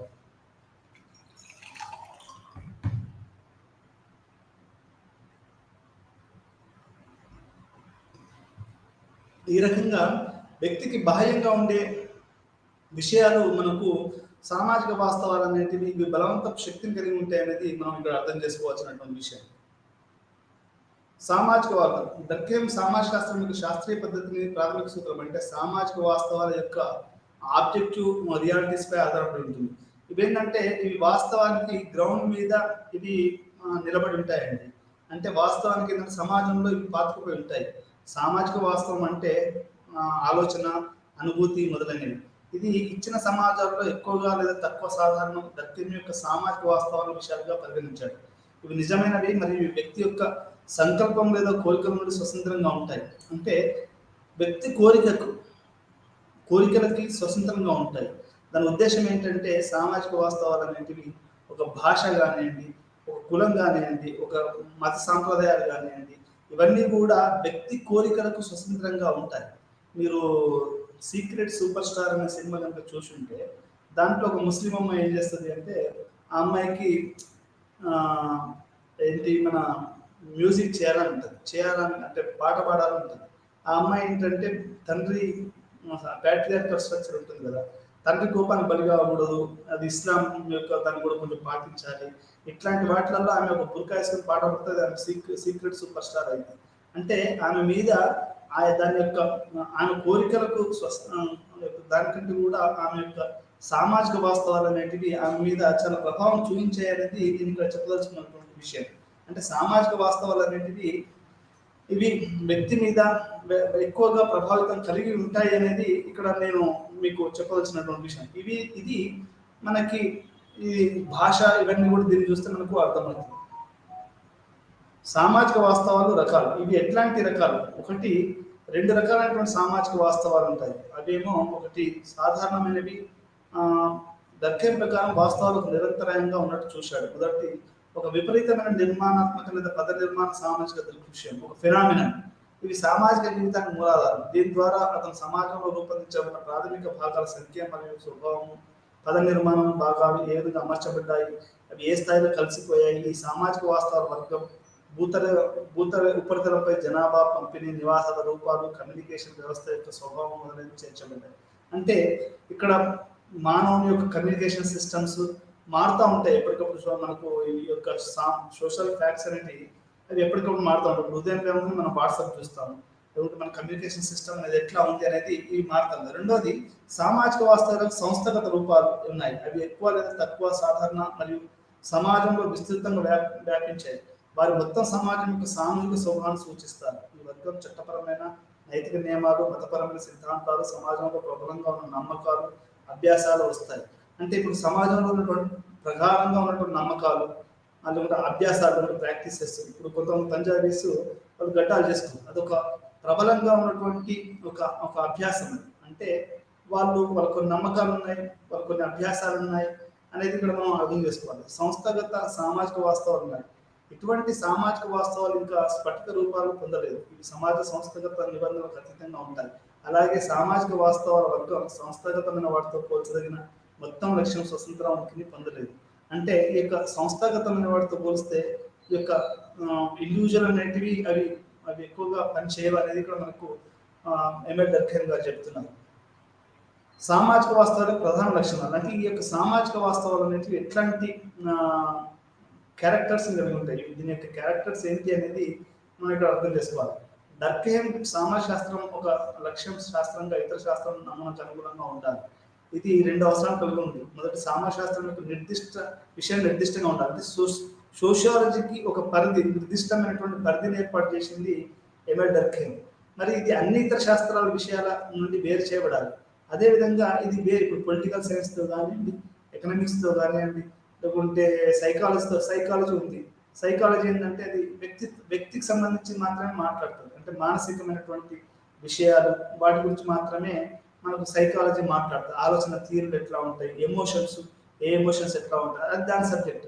సోషియాలజీకి ఒక నిర్దిష్టమైనటువంటి సబ్జెక్ట్ మ్యాటర్ని ఎవరైనా ఇచ్చారు అంటే అది ఒక ఎంఎల్ డర్ఖేమ్ గారే అని మనం చెప్పొచ్చు. రెండవది సామాశాస్త్రం యొక్క విషయం వివరించే విధంగా ఉండాలి. ఇతర శాస్త్రాలతో వాస్తవాలను వివరించే పద్ధతి పోలి ఉంటుంది. డర్ఖేమ్ సామాజికశాస్త్రం యొక్క విషయము సామాజిక వాస్తవం మరియు సామాజిక వాస్తవం తప్పనిసరిగా విషయాలను పరిగణించాలి. అంటే ఒక సోషల్ ఫ్యాక్ట్స్ని అది మనం ఒక సబ్జెక్ట్ మ్యాటర్గా గమనించాలి అనేది మనకు ఎంఎల్ డర్ఖేమ్ గారు చాలా ప్రధానంగా చెప్పారు. సామాజిక వాస్తవాలకు ప్రధాన లక్షణాలు అంటే ఈ సామాజిక వాస్తవాలు అనేటివి ఎట్లాంటి లక్షణాలు కలిగి ఉంటాయి. ఒకటి బాహ్యత. బాహ్యత అంటే మీరు కులం కానీ, మతం కానీ, భాష కానీ, ప్రాంతం కానీ, ఈ దేశం కానీ మీకు బాహ్యంగా ఉంటాయి. మీరు ఎక్కడో పల్లెటూరులో ఉంటారు, కానీ ఇవన్నీ మీ మీద చూపిస్తూ ఉంటాయి, మీ మీద ప్రభావం చూపిస్తూ ఉంటాయి. రెండోది ప్రతిబంధకం అంటే అవి లేకుండా మీరు బతకలేరు, అవి నువ్వు లేకుండా అవి ఉండవు. మూడోది స్వతంత్రంగా అంటే నువ్వు కాకుండా అవి స్వతంత్రంగా బతుకుతూ ఉంటాయి. నీ కులం నువ్వు లేకుండా బతుకుతుంది, నీ మతం నువ్వు లేకుండా బతుకుతుంది, నీ ప్రాంతం నువ్వు లేకుండా బతుకుతుంది, నీ భాష నువ్వు లేకుండా బతుకుతుంది. ఎందుకంటే కొన్ని వేల సంవత్సరాల నుంచి ఇవి వస్తున్నాయి. ఇది ఒక్కరోజు వచ్చిందో ఇది వచ్చేది కాదు. తర్వాత సాధారణ వీటికి జనరాలిటీ ఉంటుంది. జనరల్గా మహారాష్ట్ర వాడిని ఇష్టపడతాడు, తెలంగాణ వాడు తెలంగాణ ఇష్టపడతాడు, ఇండియా వాడు ఇండియాని ఇష్టపడతాడు, పాకిస్తాన్ వాడు పాకిస్తాన్. అది అట్లనే అది ఒక సామాజిక వాస్తవం. ఈ సామాజిక వాస్తవాలనే మనం సోషియాలజీలో చదవాలనేది మొట్టమొదటిసారిగా చెప్పింది ఎవరంటే మనకి ఎంఎల్ డర్ఖేమ్ గారని మనం ఇక్కడ అర్థం చేసుకోవాలి. అంటే సామాజిక వాస్తవాలు బాహ్యత మనకు ఆవలలో ఉంటాయి. రెండోది ప్రతిబంధకంగా ఉంటాయి. వాటిని కనుక మనం చేయకపోతే అవి మనల్ని ఆపుతాయి, మన యొక్క ప్రగతిని ఆపుతాయి. మూడోది అవి స్వతంత్రంగా ఇండిపెండెన్స్ ఫ్రీడమ్ కలిగి ఉంటాయి. నాలుగోది వాటికి సాధారణత అంటే జనరాలిటీ ఉంటుంది అనేది ఇక్కడ మనం బాహ్యత మరియు నిబంధనలకు ప్రమాణార్థం కొంత పరిశీలిద్దాం. ముందుగా ప్రతి వ్యక్తి ఇప్పటికీ ఒక నిర్దిష్ట సంస్థ లేదా నిర్మాణం కలిగి ఉన్న కొనసాగుతున్న సమాజంలో జన్మించారు. అంటే ఎవరైనా అబ్బాస్ అయినా, మల్లె అయినా, పుల్లె అయినా, జాన్సన్ అయినా, జాకబ్ అయినా, ఇంకా యాడమ్ అయినా, ఎవరైనా కానీ ప్రతి వ్యక్తి ఒక నిర్దిష్ట సంస్థ లేదా నిర్మాణాన్ని కలిగి ఉన్న కొనసాగుతున్న సమాజంలోనే జన్మించాడు. అంటే మనం ఒక ప్రవహిస్తున్న దాంట్లో మనం పుట్టిన వాళ్ళు. మనం చిత్రవదన సమాజం మొదలు కాలేదు, మనం పోవడంతో సమాజం చచ్చిపోదు. మనం ఒక కొనసాగుతున్న సమాజంలో మనం పుట్టాము. ఈ పుట్టినప్పుడు ఏం జరుగుతుంది అంటే వ్యక్తి పుట్టుకతో రెడీమేడ్గా భావించే విలువలు ఉంటాయి. నిబంధనలు ఉంటాయి, నమ్మకాలు ఉంటాయి. ఇప్పుడు మా తాతల కాలంలో ఉన్న నమ్మకాలు మా అయ్యల కాలంలో ఉండేది, మా అయ్యల కాలంలో ఉండేది ఇప్పుడు లేవు. ఇప్పుడు అంతా ఎవరికి వాడే ఎవరికి తెలియదు. అప్పుడు కనీసం ఉండేది మా నాన్నప్పుడు కానీ మా తాతలప్పుడు. అంటే వ్యక్తి పుట్టుకతోటే రెడీమేడ్గా భావించే విలువలు, నిబంధనలు, నమ్మకాలు మరి అభ్యాసాలు ఉన్నాయి. అంటే నాకు ముందే, నేను పుట్టక ముందే ఈ సమాజం అనేది విలువల్ని, నిబంధనల్ని, నమ్మకాలని, అభ్యాసాన్ని, రకరకాల వాటిని కలిగి ఉందనేది మనం అర్థం చేసుకోవాలి. ఈ సాంఘిక దృగ్విషయాలు వ్యక్తికి ముందే కలిగి ఉన్నాయి ఉన్నాయి మరియు ఆబ్జెక్టివిటీని కలిగి ఉన్నాయి. అంటే వీటికి ఒక ఫినామినన్గా ఉన్నాయి. ఇవి ఒక ఫినామినన్గా ఉన్నాయి మరియు దానికి ఒక సామాజిక వాస్తవాలుగా ఉన్నాయి. అది వ్యక్తికి బాహ్యంగా ఉన్నాయని మనం అర్థం చేసుకోవాలి. అంటే ఏ వ్యక్తికైనా ఇవి బాహ్యంగా ఉన్నాయి, ఒక ఆబ్జెక్టివిటీని కలిగి ఉన్నాయి, వీటికి ఒక సొంత ప్రతిపత్తి ఉంది. ఇవి లేకపోతే ప్రతిబంధకాలు ఏర్పడతాయి, ఇవి మనకు ఫోర్స్ చేస్తాయి, మనం కనుక మనం విమర్శ చేస్తే అనేది ఇది సమాజంలో ఉన్నాయి. మనం పుట్టక ముందే ఉన్నాయి, మనం కొనసాగుతున్న సమాజంలో మనం పుట్టాము అనేది మనం ఇక్కడ అర్థం చేసుకోవాలి. రెండవది, సామాజిక వాస్తవాలని వ్యక్తి బాహ్యమని. ఏ ఒక్క వ్యక్తి అయినా సమాజంలో ఏర్పరచుకునే మొత్తం సంబంధాలతో ఒక అంశం మాత్రమే. అంటే మొత్తం ఈ యొక్క మనిషి యొక్క బాహ్యంగా ఈ యొక్క సామాజిక వాస్తవాలు ఉన్నాయనేది మనం అర్థం చేసుకోవాలి. సమాజ శాస్త్రము సామాజిక వాస్తవ పరిశీలన కోసం కొన్ని నియమాలు, అంటే ఎట్లాంటి నియమాలను మనం పాటించాలి, ఈ యొక్క సోషల్ ఫ్యాక్ట్స్ మనం చదివేటప్పుడు మనం ఎట్లాంటి నియమాలు పాటించాలనేది కూడా మనకు ఎమ్మెల్యే చెప్పారు. మనకు ఇచ్చే మొదటి నియమం, సామాజిక వాస్తవం విషయాలుగా పరిగణించండి. విషయాలుగా అంటే వాటిని ఒక treat social things as a facts. Social things అంటే ఒక సామాజిక వాస్తవాన్ని ఒక వాస్తవాలుగా మనం ఫ్యాక్ట్ అంటే విషయాలుగా మనం దాన్ని అర్థం చేసుకోవాలి. సామాజిక వాస్తవాలు వాస్తవమైనవి, అది ఏమైనప్పటికీ ప్రత్యక్ష దృష్టికి మరియు అధ్యయనానికి యోగ్యమైన ఖచ్చితమైన వాస్తవాలుగా వ్యవహరించే బదులు వాటిని ఇతర రచయితల భావాలను లేదా భావాల వెలుగులో పరిష్కరించాలి. అన్ని శాస్త్రాలు విభాగాల్లో ఉద్భవించే ముందు ఇది నిజం, ఆలోచన మరియు ప్రతిబింబం సైన్స్ ముందు ఉంటాయి. ఇవన్నీ కూడా ఒక సైంటిఫిక్ స్టడీ అని చెప్పవచ్చు. పూర్వం శాస్త్రీయ దశ అనుభవిక పద్ధతిని ప్రవేశపెట్టడం ద్వారా విచ్ఛిన్నమైంది.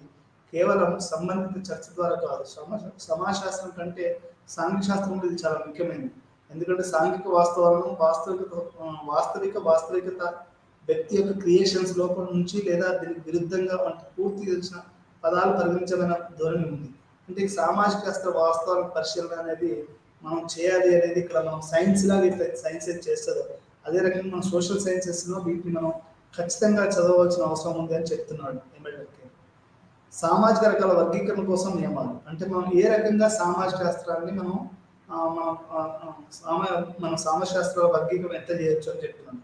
కొంతమంది చరిత్రకారులు ప్రతి సమాజం ప్రత్యేకమైనదని మరియు మానవ సమాజం పోల్చలేదని అభిప్రాయం. ఇప్పుడు కొన్ని సమాజాలు ఉంటాయి, గిరిజన సమాజాలు ఉంటాయి, అవి నిజానికి కూడా ఒక ప్రత్యేకమైన సమాజం. అందరి సమాజాల్లో మనలా ఉండరు. వాళ్ళు అడవి వదిలిపెడితే వాళ్ళు చచ్చిపోతారు, వాళ్ళు అడవిలో తప్ప వేరే కూడా బతకలేదు. మరోవైపు తత్వవేత్తలు అన్ని సమాజాలు ఒక జాతికి చెందినవి, మానవ జాతి మరియు సామాజిక పరిణామం ప్రవహించే మానవ స్వభావం యొక్క సాధారణ లక్షణాల నుండి ఎథియన్స్ అనేది చెప్పడం జరిగిందండి. అంటే సామాజిక వాస్తవాలు అనేటివి ఎట్లా ఉంటాయి, సామాజిక రకాలు ఎట్లా ఉంటాయి అనేది ఇక్కడ మనం అర్థం చేసుకోవాలి. ఉదాహరణకి మానవ స్వభావం యొక్క సాధారణ లక్షణాలు ఎథెన్స్ చట్టం, ఒక నేరస్తుడు అతని నేరం అతని ఆలోచన యొక్క స్వతంత్రత, వైద్యుల శరీరం సాధారణ పనితీరు మరియు దాని రోగ లక్షణాలను అధ్యయనం చేస్తారు. అదే రకంగా సామాజిక రకాల వర్గీకరణ కోసం నియమాల పండితుల మధ్య సామూహిక జీవితం గురించి రెండు వ్యతిరేక భావనలు ఉన్నట్టు డర్కేమ్ చెప్తున్నాడు.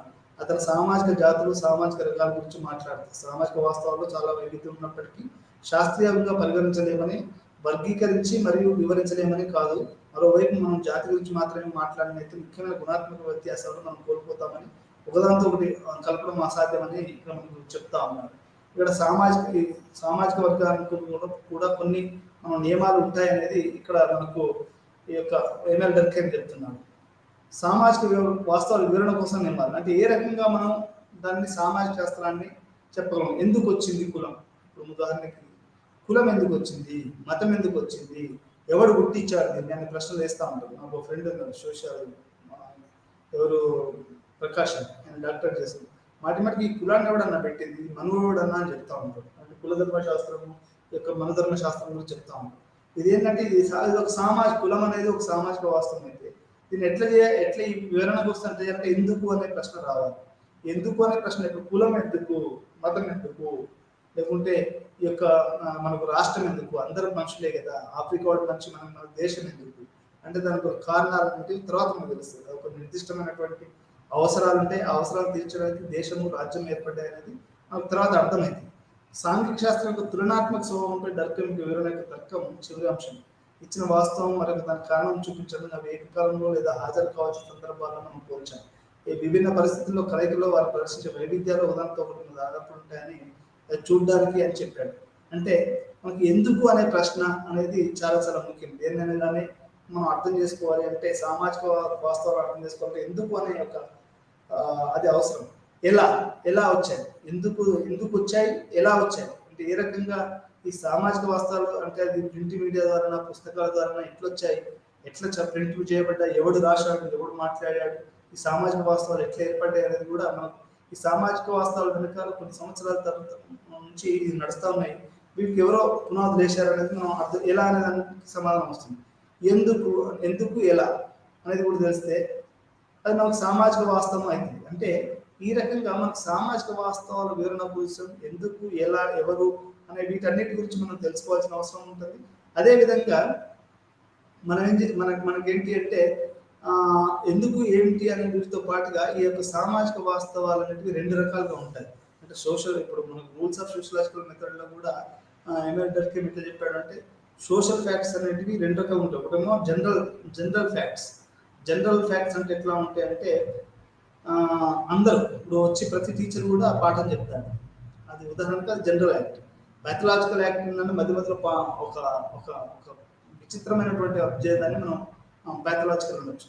అయితే దేన్ని ప్యాథలాజికల్ అంటారు, దేన్ని అదంటారు? ఇప్పుడు ఎమ్మెల్ డర్కీమ్ ఏమంటాడు అంటే, క్రైమ్ అనేది కూడా మొత్తం సమాజానికి ఉపయోగపడుతుంది అని చెప్తాడు.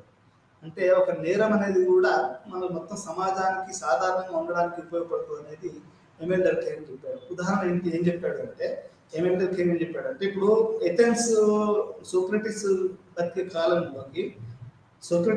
కాలంలోకి ఎథెన్స్ అనేది ఒక వ్యక్తి, అంటే మనం అదేంటి స్వతంత్రంగా ఆలోచించడం అనేది ఎథెన్స్లో ఆ రోజులలో నేరం. కానీ సోక్రటీస్ స్వతంత్రంగా బతికాడు, స్వతంత్రంగా ఆలోచించాడు, స్వతంత్రంగా ప్రశ్నించాడు. అంటే స్వతంత్రంగా బ్రతికించడం, స్వతంత్రంగా ఆలోచించడం అనేది అది ఆ రోజులో నేరం. ఆ రోజు సోక్రటీస్ తన జీవితాన్ని బలిచ్చాడు. ఇక మనం స్వతంత్రంగా ఆలోచించడం అనేది దానికి ఈ రోజు అది ప్రపంచం మొత్తం ఆ రోజు అది నేరం. ఆ నేరం కానీ ఆ నేరం అనేది ఈరోజు సమాజం ఒక ఎటువంటి సమాజం వృద్ధికి ఈరోజు మనం స్వేచ్ఛగా ఆలోచించడానికి ఆ రోజు చేసినటువంటి సోక్రటీస్ త్యాగం అనేది, ఇండిపెండెంట్గా ఆలోచించడం అనేది, ఆయన సమాజంలో రూల్స్ని ఉల్లంఘించడం అనేది చేయడం వలన ఈరోజు మనం ఇండిపెండెంట్గా ఆలోచించగలుగుతున్నాము, ఇండిపెండెంట్గా బతకగలుగుతున్నాం. ఇండిపెండెంట్ ఆలోచన అనేది లేకపోతే, ఇప్పుడు రవీంద్రనాథ్ ఠాగూర్ ఏం చెప్పాడు, wear the mind is without fear and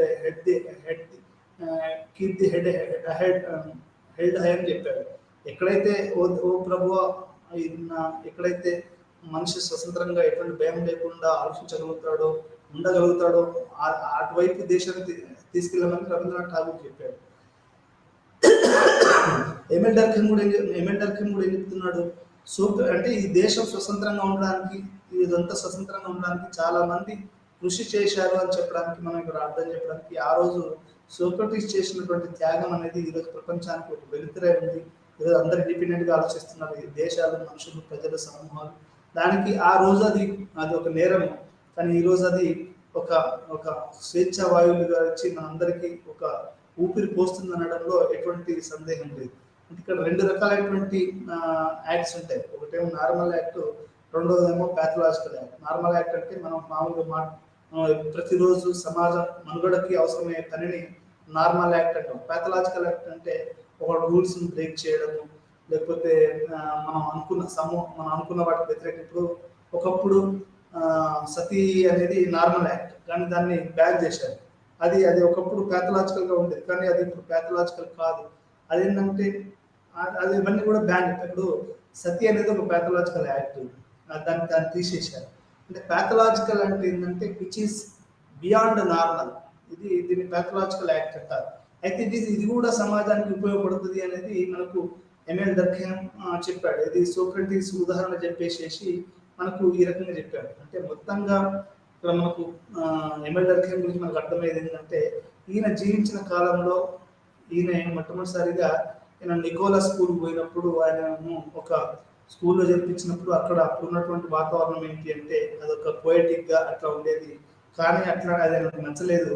ఆ తర్వాత యొక్క సమాజం సాలిడారిటీ ఎట్లా ఉంటుంది, వ్యక్తిగత సమాజము యొక్క వీటి మీద వ్యక్తిగత అంశాల మీద చేద్దాం అనుకున్నాడు. ఆ తర్వాత సాలిడారిటీ మీద ఇతని యొక్క రీసెర్చ్ అనేది చేయడం జరిగింది.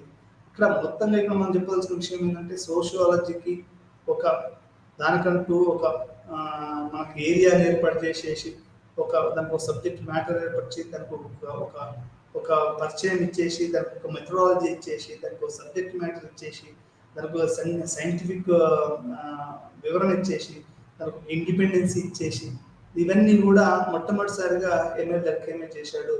ఎంఎల్ డర్కీమే మొట్టమొదటి ఫ్రాన్స్లో ఒక యూనివర్సిటీలో ఈయనను ఒక ప్రొఫెసర్గా ప్రపంచంలో మొట్టమొదటి సోషియాలజీ ప్రొఫెసర్గా ఈ రకంగా మనకి ఎంఎల్ డర్కీమ్ గారు ప్రపంచంలోనే మొట్టమొదటి ఒక సోషియాలజీ ప్రొఫెసర్గా ఆయన నియమించబడ్డాడు.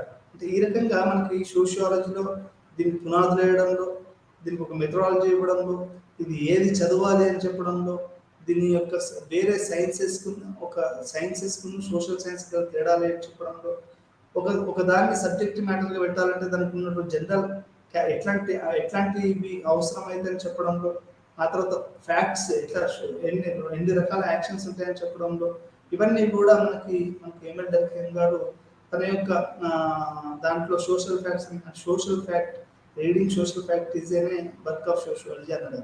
అండ్ సామాజిక వాస్తవాలను చదవడమే సామాజిక శాస్త్రం అనేది ఆయన చెప్పాడు.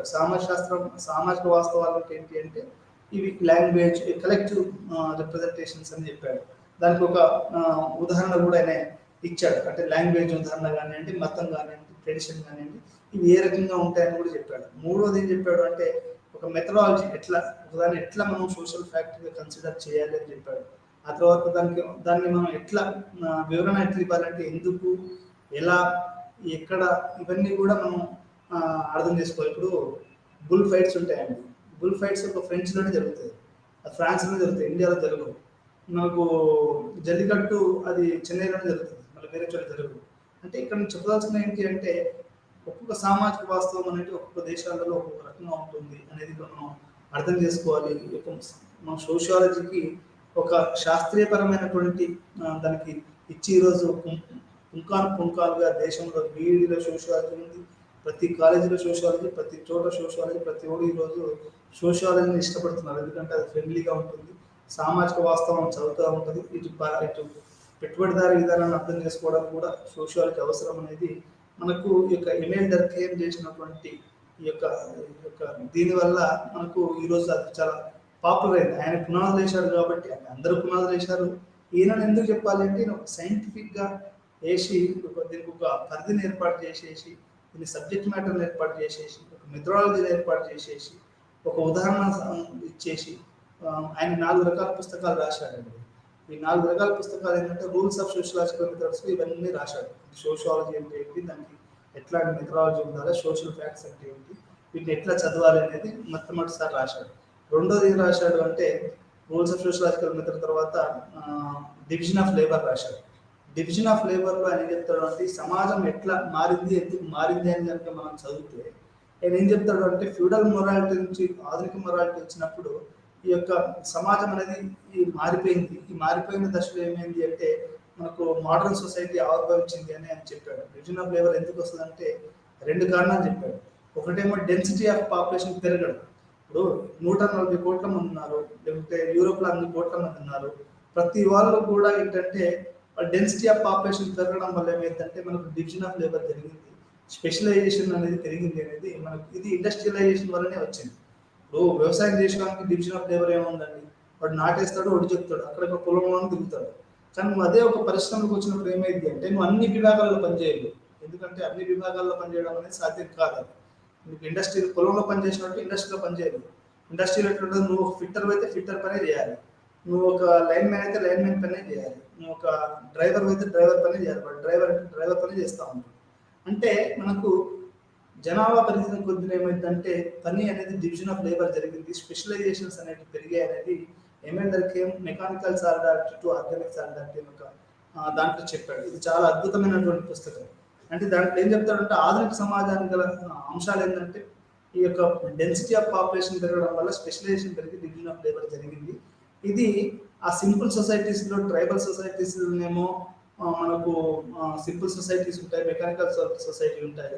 మోడర్న్ సొసైటీస్ అనేవి ఆర్గానిక్ సొసైటీస్, ఇవన్నీ కూడా స్పెషలైజేషన్స్ మీద ఆధారపడి ఉన్నాయి అనేది మనకు ఎమిల్ డర్కేమ్ గారు చెప్పారు. తర్వాత మూడవ అంశం ఏం రాశాడు అంటే డివిజన్ ఆఫ్ లేబర్ తర్వాత సూయిసైడ్ రాశాడు. సూయిసైడ్ అనేది ఎందుకు జరుగుతుంది? సూయిసైడ్ అనేది ఇప్పుడు మీకు మధ్య యుగాలలో ఆత్మహత్యలు లేవు కదా, మరి ఆధునిక యుగంలో ఎందుకు వచ్చింది? ఆధునిక యుగం అనేది ఇంకా నీకు అది కదా. అంటే ఆధునిక యుగంలోని సూయిసైడ్ ఎందుకు వచ్చింది అనేది మనం చూస్తే ఆయన ఏం చెప్తాడు అంటే సూయిసైడ్ అనేది ఇంటిగ్రేషన్, అంటే మనిషికి సమాజానికి ఈ ఇంటిగ్రేషన్ ఒక స్కేల్ కనుక మనం పెడితే ఆ స్కేల్లో మనిషి అనేవాడు సమాజంతో గట్టిగా ఉన్నాడు అనుకోండి, వాడు ఆత్మహత్య చేసుకోవడానికి అవకాశం తక్కువ ఉంది. కానీ సమాజం దూరంగా ఎక్కడనో ఇప్పుడు సిటీ కావాలో ఎక్కడనో ఎంట్రన్స్లో ఒక్కడే ఇల్లు కట్టుకొని ఎటువంటి లేడనుకో వాడు చనిపోయే అవకాశం ఎక్కువగా ఉందా లేదా? వాళ్ళతో మాట్లాడే వాళ్ళు ఉంటారా? ఎవరు చనిపోయే అంటే వాడు సమాజానికి ఇంటిగ్రేషన్ దూరంగా ఉన్నాడు. దగ్గరగా ఉన్నాడు ఏంటంటే వాడు ఇప్పుడు అదే కోటీలు మీరు బతకండి, ఒక కోటి ఇల్లు కట్టుకొని మంచిగా కానీ మీకు ప్రతిదీ కూడా ఫోన్లో విత్ ఇన్ సెకండ్స్లో బుక్ అయినా ఫుడ్ అయినా ఏదైనా కానీ మీకు కోటికి వచ్చి హ్యాబిట్స్కి వచ్చి పడుతుంది. అదే నువ్వు వరంగల్లో చిన్న దీక్షముఖులు అక్కడ తండాలో ఆ తండాలో మళ్ళీ చిలకలో ఉన్నావు అనుకో, నేను ఎవడు పట్టించుకుంటాడు చెప్పండి? అక్కడ ఆత్మహత్య, అక్కడ చాలా మంది రైతులు ఆ చిలక దగ్గర పోయి పురుగుల మందులు లాగి ఆత్మహత్య చేసుకుంటారు. ఎందుకు అంటే అక్కడ చూసేవాళ్ళు అంటే అక్కడ ఇంటిగ్రేషన్ అనేది ఉండదు. అంటే ఇట్లా ఎమిల్ డర్కేమ్ యొక్క ఆధునిక సమాజం యొక్క దీన్ని చెప్తూ సూయిసైడ్ అనేది కూడా ఎందుకు వస్తుంది ఒక బుక్కే రాశారు. ఎందుకు మనుషులు ఆత్మహత్య చేసుకుంటారు? ఈ ఆత్మహత్యలు అనేటివి ఈరోజు తెలంగాణ ఆత్మహత్యల వలన ఈరోజు తెలంగాణ వచ్చింది. ఆత్మహత్యలు చేసుకుంటూనే చాలా విషయాలు జరుగుతూ ఉన్నాయి. అంటే ఆత్మహత్య స్థాయికి ఎందుకు వచ్చింది సమాజం అనేది నేను అడిగేది ఏంటంటే ఆత్మహత్య స్థాయిలో ఎందుకు వచ్చింది అంటే దానికి కారణాలు ఏంటి అనేది మనం చూడాలి. ఒకటి యానిమిక్ సూయిసైడ్, ఆ తర్వాత అల్ట్రూయిస్టిక్ సూయిసైడ్, ఆ తర్వాత ఇట్లా రకరకాల సూయిసైడ్స్ చెప్పాడు. Altruistic suicide, anomic suicide, egoistic suicide ఇది చెప్పాడు. దాంతో పాటుగా ఎలిమెంటరీ ఫార్మ్స్ ఆఫ్ రిలీజన్, అసలు మతం ఎట్లా పుట్టింది, మతానికి గల కారణాలు ఏంటి అనే విషయాన్ని కూడా మనకి ఎమిల్ డర్కేమ్ చాలా స్పష్టంగా ఆయన చెప్పాడు. అంటే సాక్రెడ్ అండ్ ప్రొఫైన్, మనిషి అనేవాడు కొన్ని వాటిని ఎందుకు చాలా పవిత్రమైనగా భావిస్తాడు, మరికొన్నిటి వాటిని ఎందుకు అపవిత్రంగా భావిస్తాడు, ఇట్లాంటి వాటి సాక్రెడ్ ప్రొఫైల్ మీదనే వచ్చాయి. ఇంకోటి 2 రకాల కారణాలు చెప్తారు ఆయన. మనిషికి కళలు వచ్చినప్పుడు ఆ కళను అర్థం చేసుకోవడానికి మతం పుట్టింది. రెండోది ఏంటి అంటే ఈ యొక్క అర్థం కాని అంటే తన యొక్క ఇమాజినేషన్ దూరంగా ఉన్న సూర్యుడు, చంద్రుడు, ఈ యొక్క ఏదైతే పవర్ ఉందో, ఏదైతే గ్రహాలు ఉన్నాయో వాటిని అర్థం చేసుకోవడానికి కూడా మనిషి కష్టపడ్డాడు. కాబట్టి అట్లాంటి సందర్భాలలో మతం వచ్చిందని 2 అంశాలు అనేటివి మతానికి రావడానికి గల కారణాలు అయ్యాటి అనేవి మనకు ఈ యొక్క ఎమిల్ డర్కేమే తన యొక్క ఎలిమెంటరీ ఫార్మ్స్ ఆఫ్ రిలీజన్ లో చెప్పాడు. What are the reasons? Islam అయినా, క్రిస్టియానిటీ అయినా, జుడాయిజం అయినా ఎందుకు వచ్చాయి? ఇప్పుడు Emile Durkheim himself is a Jew, first Jew professor sociology, is a first Jewish professor. ఈరోజు చాలా మంది ముస్లిమ్స్ కావచ్చు, ఓపెన్ కేటగిరీ కావచ్చు, దళితులు కావచ్చు, ప్రపంచవ్యాప్తంగా సోషియాలజీలో ఎంతమంది కావచ్చు, కానీ మొట్టమొదటిసారిగా ఈ ప్రపంచానికి సోషియాలజీ ప్రొఫెసర్ ఒక జూయిష్ అని మనం చెప్పవచ్చు. ఎందుకంటే అతను డివిజన్ ఆఫ్ లేబర్ రాశాడు, ఆ తర్వాత సూయిసైడ్ రాశాడు, ఆ తర్వాత మనకు ఎలిమెంటరీ ఫార్మ్స్ ఆఫ్ రిలీజన్ రాశాడు, ఆ తర్వాత రూల్స్ ఆఫ్ సోషియలాజికల్ మెథడ్ రాశాడు. ఇన్ని రాశాడు. సబ్జెక్ట్ సోషియాలజీకి ఒక అద్భుతమైనటువంటి అది చేశాడు. కాబట్టి ఈరోజు అతన్ని మనం సమాజశాస్త్రానికి ఒక పరిధి, ఒక శాస్త్రీయత తీసుకొచ్చినటువంటి మనిషిగా అతను రాసిన పుస్తకాలు అనేటివి కూడా నేటికి కూడా ప్రామాణికంగా ఉండి అవి ఎంతో మందిని చదివింపజేస్తున్నాయి. ఈరోజు సమాజానికి కూడా ఎమిల్ డర్కేమ్ పుస్తకాలు అనేటివి చాలా మనకు ఉపయోగపరంగా ఉంటాయి అని అర్థం చేసుకోవాలి. మనం చివరిగా డర్కేమ్ యొక్క సమాజశాస్త్ర భావం గురించి మనం స్పష్టంగా మాట్లాడుకున్నాం. దీనికి ఒక శాస్త్రీయ స్వతంత్ర ప్రతిపత్తి తీసుకొచ్చాడు. ఇది మనస్తత్వ శాస్త్రం నుండి వేరు చేశాడు, సైకాలజీ నుంచి దీన్ని వేరు చేశాడు. అతను సామాజిక వాస్తవాలను గుర్తించాడు, సోషల్ ఫ్యాక్ట్స్ని గుర్తించాడు, వాటి పరిశీలనకు వివరణ నియమాలను నిర్దేశించాడు. ఈ సంఘీభావ సంవిభజన గురించి చెప్పాడు, వివిధ రకాల సమాజాల్లో ఆత్మహత్యల రేటు గురించి చెప్పాడు. ఒకే రకమైన మతాన్ని అధ్యయనం చేయడం ద్వారా అతను విద్యాధ్యానం ప్రదర్శన చేశాడు. అతని జీవితం, రచనలు సమాజశాస్త్రం యొక్క చట్టబద్ధ పునాది యొక్క క్రమశిక్షణ ఉంచడంలో నిరంతరంగా ప్రయత్నం చేశాడు. ఇది అనుభవవాద పద్ధతిని అనుభవించాడు. సమాజశాస్త్రంలో ప్రత్యేకించి జీవశాస్త్రం, పరిణామ, వర్గీకరణ, తృణాత్మక పద్ధతి ద్వారా వచ్చిన చట్టాల ద్వారా వివరణ చేశాడు. జీవశాస్త్రం అంటే బయాలజీ, ఎవల్యూషన్ ఇప్పుడు చార్లెస్ డార్విన్ రాసిన ఎవల్యూషన్ అది డార్విన్ రాసినటువంటి survival of the fittest, evolution of the species అనే పుస్తకం అనేది ప్రపంచాన్ని చాలా చాలా ప్రభావితం చేసిందని మనం చెప్పవచ్చు. ఈ రకంగా సోషియాలజీకి ఒక ప్రత్యేకమైన ప్రతిపత్తిని తీసుకొచ్చినటువంటి మనకు ఎంఎల్ డర్కైమ్ గారు ఈ యొక్క పునాదులు వేశాడని చెప్తూ ఈ పటం తెత్తతో ముగిస్తున్నాను. నమస్కారం. మరో పటం మళ్ళీ కలుద్దాం.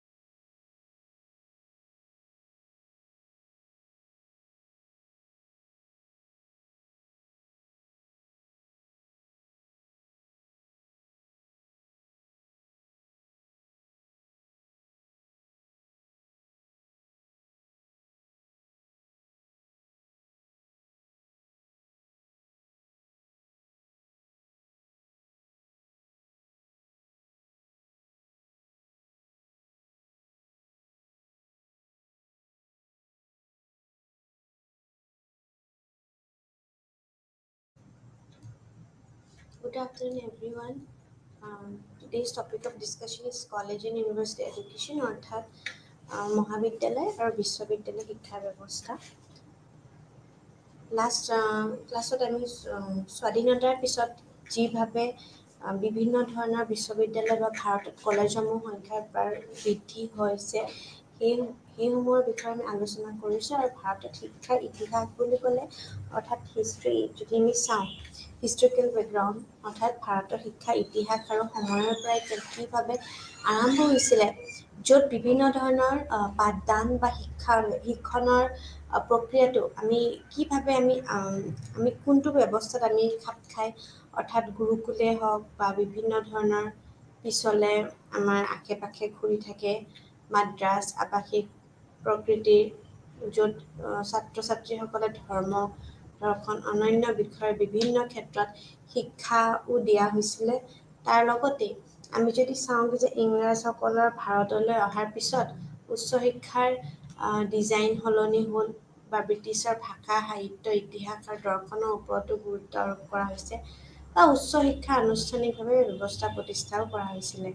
এতিয়া ব্ৰিটিছসকলৰ মূল লক্ষ্য আছিলে প্ৰশাসনিক সেনা বাণিজ্যৰ বাবে ইংৰাজী ভাষা কোৱা শ্ৰমিক শ্ৰেণীৰ এটা গোটটো প্ৰস্তুত কৰা হয়। তাৰ লগতে কেইখনমান কলেজ আছে বা বিশ্ববিদ্যালয় আছে য'ত কাম কৰিছিলে লণ্ডন বিশ্ববিদ্যালয়ৰ পৰা অনুপ্ৰাণিত হৈছিলে। স্বাধীনতাৰ পিছত উচ্চ শিক্ষাৰ লক্ষ্য আৰু উদ্দেশ্যৰ পৰিৱৰ্তনো ঘটিছিলে। এতিয়া আমি যদি চাওঁ উচ্চ শিক্ষাৰ অধিক সুলভ আৰু সম্পূৰ্ণ হ'ব লাগিছিল আৰু উন্নয়নৰ দিশত অৰিহণাও জগাব লাগিছিল বুলি কোৱা যায়। তাৰ লগত আমি যদি নিৰ্ভৰশীল চাবলৈ যাওঁ তেতিয়াও আমি তুলি কৰিব লাগিছিলে, আৰু সেইবাবেহে উচ্চ শিক্ষাই কেন্দ্ৰীয় আৰু ৰাজ্য চৰকাৰসমূহৰ বাবে ভাগ বতৰাৰ দায়িত্ব পালন কৰে। এতিয়া বিশ্ববিদ্যালয় আৰু মহাবিদ্যালয়সমূহৰ মানদণ্ড বা সমন্বয়ভাৱে নিৰ্ণয়ৰ বাবে দায়বদ্ধ বিধিগত সংস্থা হৈছে বিশ্ববিদ্যালয় অনুদান বা আমি আয়োগ বুলি ক'ব পাৰোঁ। অৱশ্যে অন্যান্য খণ্ডৰ বাবে উচ্চ শিক্ষাৰ অন্যান্য নিয়ন্ত্ৰণো আছে। তাৰ লগত বিভিন্ন ধৰণৰ বিশ্ববিদ্যালয় মানে কি, বিশ্ববিদ্যালয় শব্দটো ক'ৰ পৰা আহিছে বা বিভিন্ন ধৰণৰ শিক্ষা আৰু গৱেষণা প্ৰতিষ্ঠান হিচাপে সংজ্ঞায়িত কৰা বা যিয়ে হওক বিভিন্ন শৈক্ষিক শাখাটো আমি একাডেমিক ডিগ্ৰী প্ৰদান কৰে বুলি কয়। বিশ্ববিদ্যালয়সমূহত সাধাৰণভাৱে স্নাতক শিক্ষা আৰু বিভিন্ন ধৰণৰ শিক্ষা আৰু নিৰ্দিষ্ট ক্ষেত্ৰত স্নাতকোত্তৰ ডিগ্ৰীও প্ৰদান কৰে বুলি দেখিবলৈ পায়। তাৰ লগতে সংজ্ঞাগতভাৱে বাহিৰেও ডিগ্ৰী আগবঢ়াব পৰা হ'বলৈ হ'ল। তাৰ লগত আইনৰ বিধান অনুসৰি এখন বিশ্ববিদ্যালয় স্থাপন কৰিব লাগে। ডিগ্ৰী বা বোলে কেন্দ্ৰীয় আইন পদক্ষেপ আইন বা ৰাজ্যিক আইনৰ দ্বাৰা বা তাৰ স্বাধীনতাৰ বিভিন্ন ধৰণৰ স্থাপন কৰা বা অন্তৰ্ভুক্ত কৰা বিশ্ববিদ্যালয় বুজায়, আৰু এনে কোনো প্ৰতিষ্ঠান অন্তৰ্ভুক্ত কৰা হ'ল য'ত এনে কোনো প্ৰতিষ্ঠান অন্তৰ্ভুক্ত কৰাই হোৱা নাছিলে।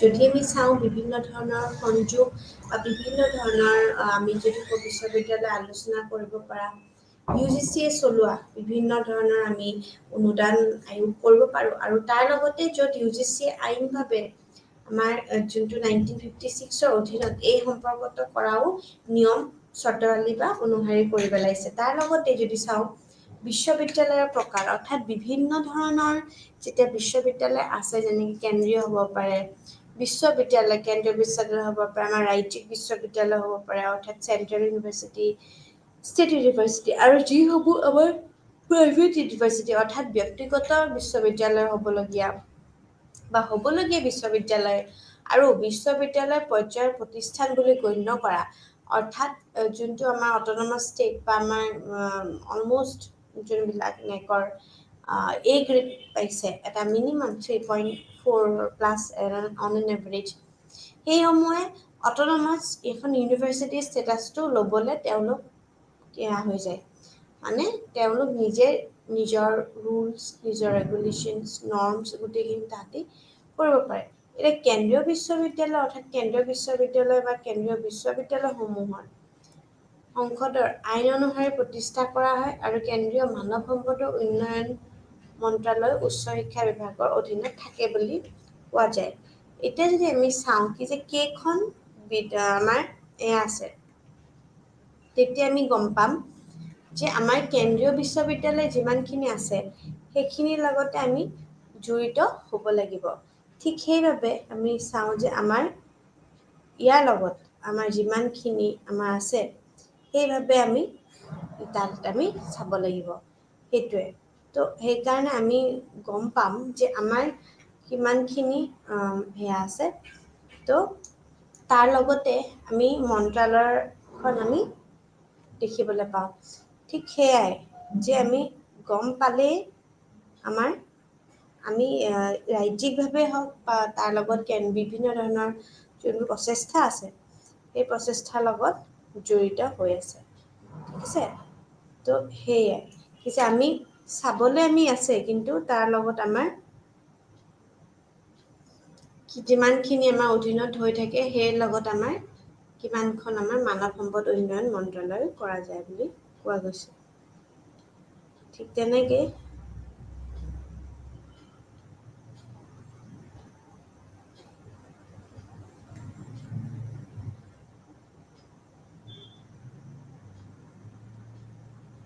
ঠিক সেইটোৰ লগতে আমি জড়িত আমাৰ আছে। সেইবুলি আমি সেই কিমান অধীনত কেন্দ্ৰীয় বিদ্যালয় কেইখন আছে, কেন্দ্ৰীয় বিশ্ববিদ্যালয়, সেইখিনিও আমি তাৰ লগতে জড়িত হৈ আছে। ঠিক আছে? তো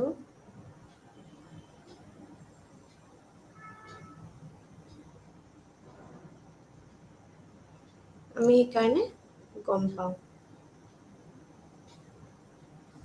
তো সেয়াই পিছে আমি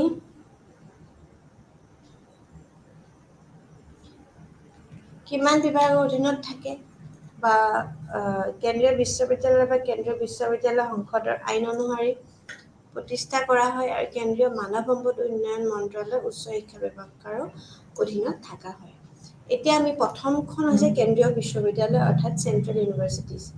এতিয়া মই লাষ্ট ক্লাছতো এইটো টাস্ক দিছিলোঁ, যোনখিনি মোৰ লাইভ ছেশ্যন বা লাইভ ক্লাছত আহিছে, কি যে আমাৰ অসমত কেইখন কেন্দ্ৰীয় বিশ্ববিদ্যালয় আছে। তাৰ উত্তৰ মই দিব গৈছিলোঁ যোনে যোনে লাইভ ক্লাছটো চাই, যে কেন্দ্ৰীয় বিশ্ববিদ্যালয় বুলি ক'লে বা কেন্দ্ৰীয় বিশ্ববিদ্যালয়সমূহৰ যিটো সংসদ আছে, ঠিক আছে, সংসদৰ আইন আছে, সেই অনুসৰি প্ৰতিষ্ঠা কৰা হয়।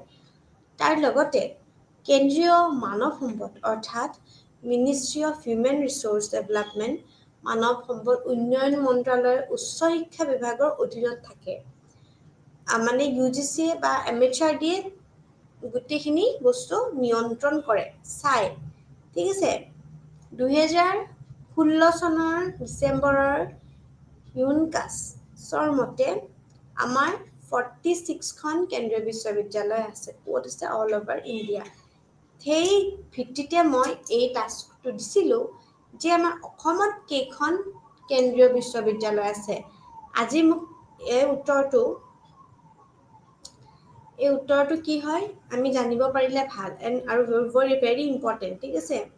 এডুকেশ্যনৰ ষ্টুডেণ্ট হিচাপে আমি কিছুমান বস্তু আমি কি কৰিব লাগে, আমি জানিব লাগে। মই এই ক্লাছটোৰ শেষত মই এইটোৰ উত্তৰ দিম। ঠিক আছে? তো নৱম পৰ্বতত কি হৈছিলে,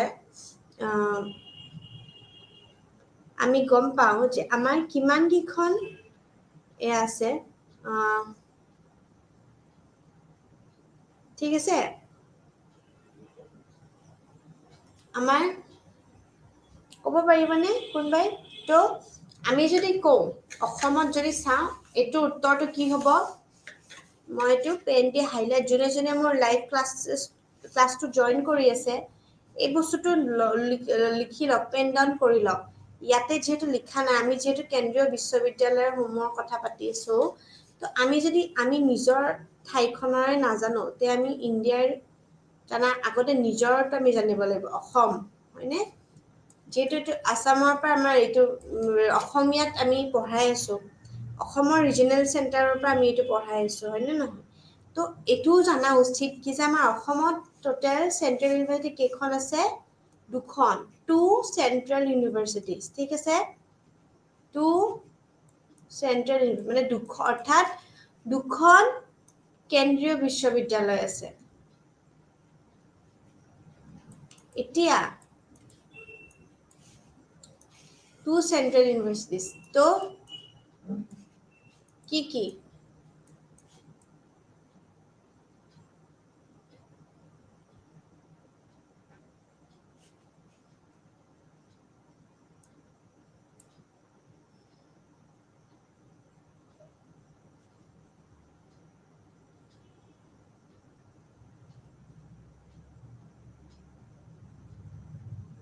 কি কি?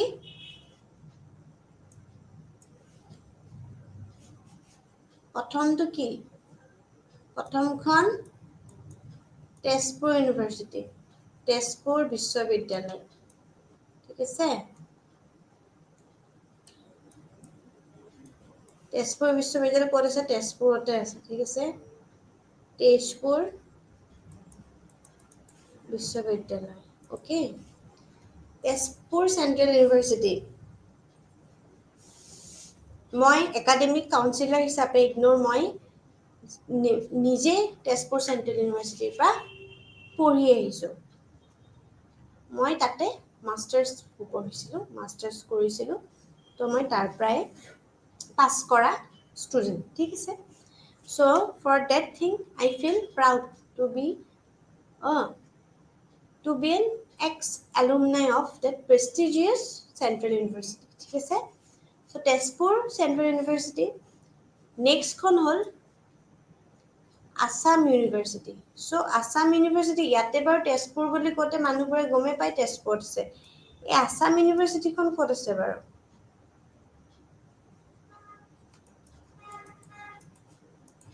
ক'ত আছে? শিলচৰ। ঠিক আছে?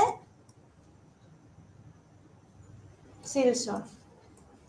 তো আমাৰ অসমত আমি কেইখন ইউনিভাৰ্চিটি আছে? আমাৰ 2 central universities. এখন হৈছে তেজপুৰ ইউনিভাৰ্চিটি, এখন হৈছে Assam university, that is located in Silchar. ঠিক আছে? মনত থাকিব। তো মই সেইটো কাৰণে লাষ্ট ক্লাছত এই টাস্কটো দিছিলোঁ যে আমাৰ কেইখন আছে চেণ্ট্ৰেল ইউনিভাৰ্চিটি। ঠিক আছে?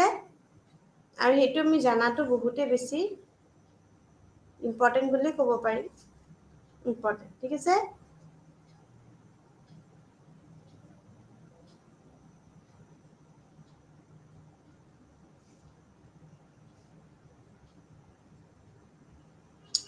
তো সেইকাৰণে আমি চাব লাগে যে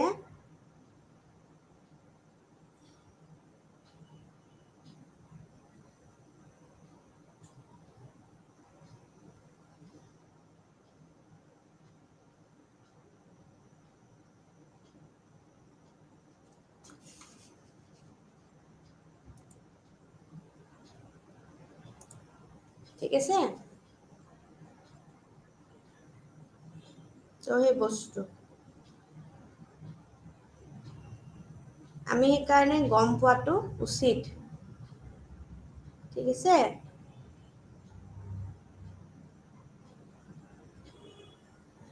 তো আমি যেতিয়া কেন্দ্ৰীয় বিশ্ববিদ্যালয় বুলি কওঁ, আমি সেই কথাষাৰ মনত থোৱাটো উচিত।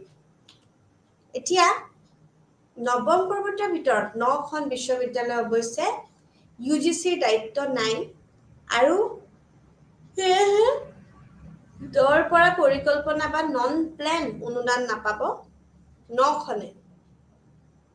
এইখনে কিন্তু নাপায় কোনো ধৰণৰ। ঠিক আছে? প্ৰথমখন কি হৈছে? কেন্দ্ৰীয় কৃষি বিশ্ববিদ্যালয়, মণিপুৰত আছে। ঠিক আছে? চেণ্ট্ৰেল এগ্ৰিকালচাৰ ইউনিভাৰ্চিটি, যোনখন ইম্ফলত আছে, মণিপুৰ। নেক্সটখন হৈছে ইন্দিৰা গান্ধী ৰাষ্ট্ৰীয় মুক্ত বিশ্ববিদ্যালয়, নতুন দিল্লী। ঠিক আছে? ভাৰতীয় সামুদ্ৰিক বিশ্ববিদ্যালয়, অ'কে, য'ত এইখন ক'ত আছে? চেন্নাই। অ'কে? নালন্দা বিশ্ববিদ্যালয় ৰাজগীৰত আছে, ডিষ্ট্ৰিক্টত। আৰু নালন্দা ক'ত আছে? বিহাৰ। ঠিক আছে? দক্ষিণ এছিয়ান বিশ্ববিদ্যালয় অৰ্থাৎ সাউথ এছিয়ান ইউনিভাৰ্চিটি যোনখন নতুন দিল্লীত আছে, এই নতুন দিল্লীৰ চাণক্যপুৰী ভৱনত আছে। ৰাজীৱ গান্ধী ৰাষ্ট্ৰীয় বিমান বিশ্ববিদ্যালয় बरेली उत्तर प्रदेश रानी लक्ष्मीबाई केंद्रीय कृषि विश्वविद्यालय रांची डॉक्टर राजेंद्र प्रसाद केंद्रीय कृषि विश्वविद्यालय पुसा তাৰ লগত সমষ্টিপুৰ বিহাৰ তাৰপিছত নেশ্যনেল স্পৰ্টছ ইউনিভাৰ্চিটি আছে মণিপুৰত ঠিক আছে মণিপুৰত আছে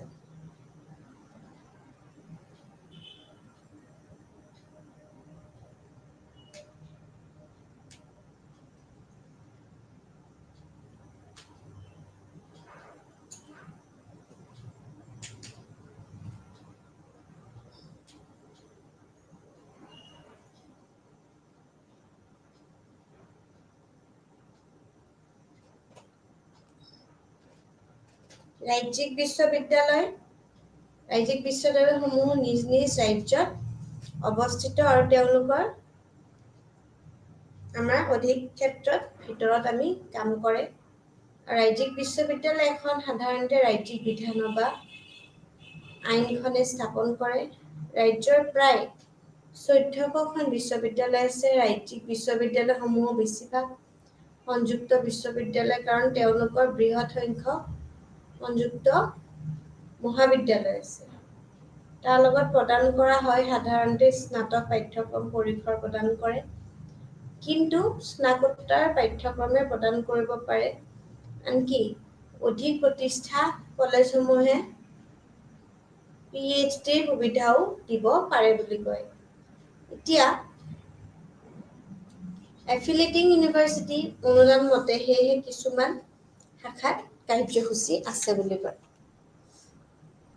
ব্যক্তিগত বিশ্ববিদ্যালয় নামটোৱে কোৱাৰ দৰে যিখন বিশ্ববিদ্যালয় চলাই থাকে যিটো এটা ট্ৰাষ্ট এটা কোম্পানী বা সমাজে আন কথাত ক'বলৈ গ'লে এটা ব্যক্তিগত সংস্থাৰো হ'ব পাৰে আৰু ঠিক তেনেকেই আমি যদি কওঁ তেতিয়া এখন ব্যক্তিগত বিশ্ববিদ্যালয় নিজকে নামভৰ্তিও কৰিব পাৰে বুলি কৈছে ঠিক আছে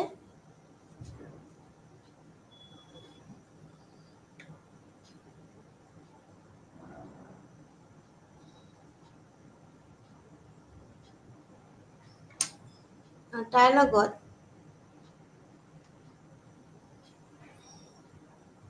আন কোনো সংশ্লিষ্ট আইনৰ অধীনত পঞ্জীয়ন কৰাও সহজ বুলি কৈছে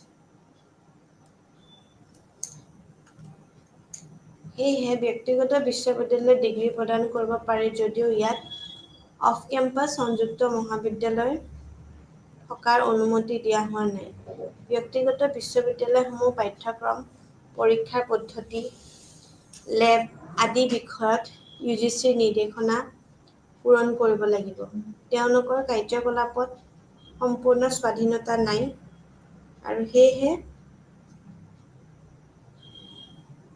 প্ৰায় 30খন ব্যক্তিগত বিশ্ববিদ্যালয় আছে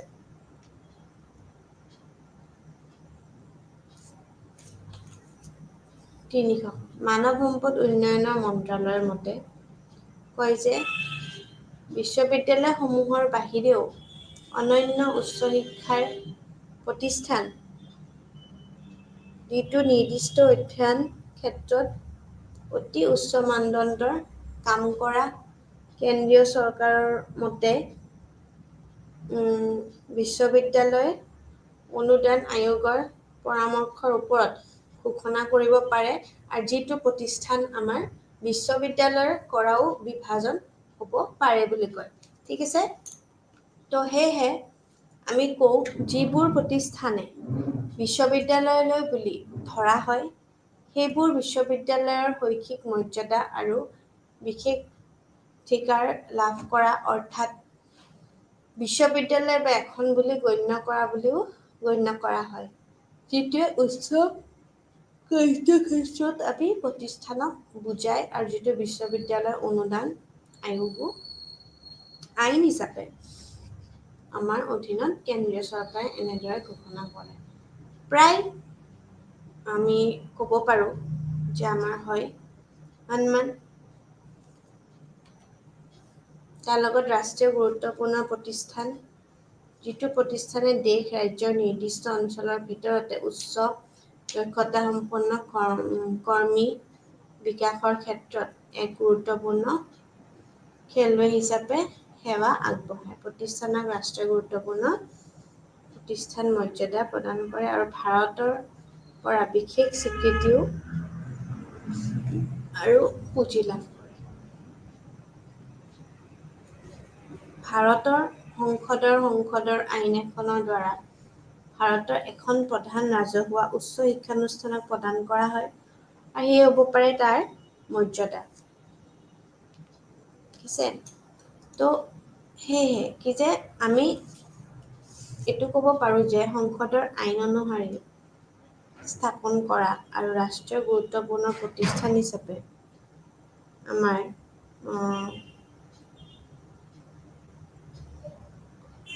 তাৰ লগত বিভিন্ন ধৰণৰ উদাহৰণস্বৰূপে ইণ্ডিয়ান ইউনিভাৰ্চিটি অফ টেকন'লজি অৰ্থাৎ IITবোৰ আছে, ইণ্ডিয়ান ইউনিভাৰ্চিটি অফ মেনেজমেণ্ট আছে, নেশ্যনেল ইউনিভাৰ্চিটি অফ টেকন'লজি আছে বা তেওঁলোকৰ শিক্ষাৰ মানদণ্ডৰ বাবে বিশ্বজুৰি প্ৰশংসা কৰা হৈছে।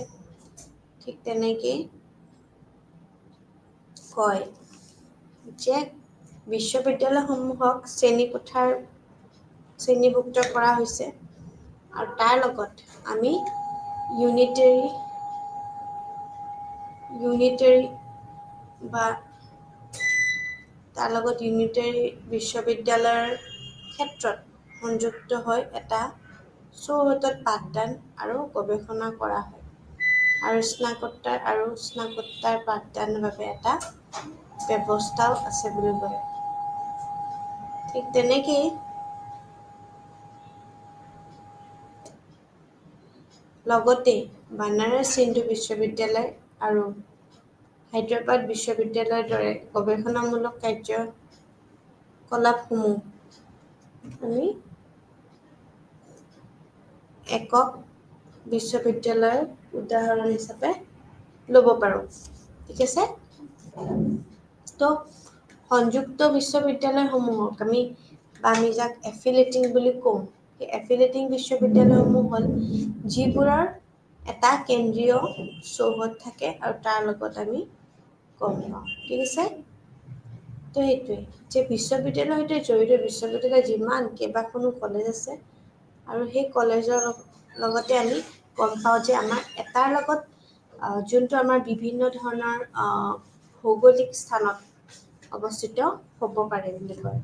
তো সেয়েহে কয় যে মহাবিদ্যালয়সমূহৰ বিভিন্ন ধৰণৰ বেছিভাগ আমাৰ যিমানবিলাক স্নাতক কাৰ্যসূচী আছে তাৰ লগত আমি যদিও নিৰ্বাচিত কৰোঁ তেতিয়া আমি গম পাওঁ যে বিষয়সমূহৰ স্নাতকোত্তৰ শ্ৰেণীসমূহৰ লগত আমাৰ অনুষ্ঠিত কৰাৰ অনুমতি দিব পাৰে আৰু তাৰ লগতে ভাৰতীয় বিশ্ববিদ্যালয়ৰ বহুতো আছে যিবোৰ এফিলেটিং প্ৰকাৰৰ কলিকতা, মুম্বাই, উমানিয়া আৰু বেংগালোৰৰ দৰে ডাঙৰ কেইটাত অধিক সংযুক্ত কলেজ আছে বুলি কয়।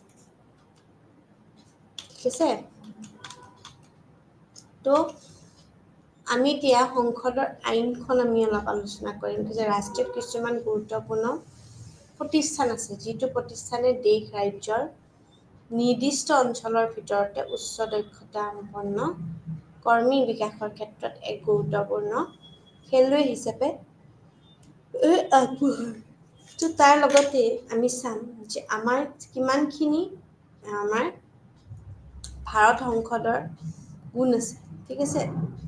তো সেই ভাৰত সংসদৰ গুণ থকা দেখি আমি কিমান ক'ব পাৰোঁ যে আমাৰ কি আছে। তো সেয়েহে আমি গম পাম যে আমাৰ এখন সংসদৰ ভিতৰতে আন কি ৰাজহুৱাভাৱে শিক্ষানুষ্ঠানসমূহ প্ৰদান কৰিব পাৰে আৰু তাৰ লগতে আমি আলোচনা কৰিম। তো সেয়েহে মৰ্যাদা বুলি ক'ব পৰা যায়। যিবোৰ প্ৰতিষ্ঠানে বিশ্ববিদ্যালয়সমূহ বুলি ধৰা হয় সেইবোৰে আমাৰ বিশ্ববিদ্যালয়ৰ শৈক্ষিক মৰ্যাদা আৰু বিশেষ অধিকাৰ লাভ কৰে, অৰ্থাৎ বিশ্ববিদ্যালয় বা এখন বুলি গণ্য কৰা হয়। যিটোৱে উচ্চ কাৰ্যকলাপ প্ৰতিষ্ঠানক বজায়, যিটোৱে বিশ্ববিদ্যালয় অনুদান UGC আইনৰ লগত কৰে। প্ৰায় 126খন বুলি আমি বিশ্ববিদ্যালয় ধৰিব পাৰোঁ। তো তাৰ ভিতৰতে আমাৰ এইখিনিও মিলি আছে। এতিয়া মানৱ সম্পদ উন্নয়নৰ মতে বিশ্ববিদ্যালয়ৰ বাহিৰেও আমি কি অন্যান্য বিভিন্ন ধৰণৰ কৰিব পাৰোঁ?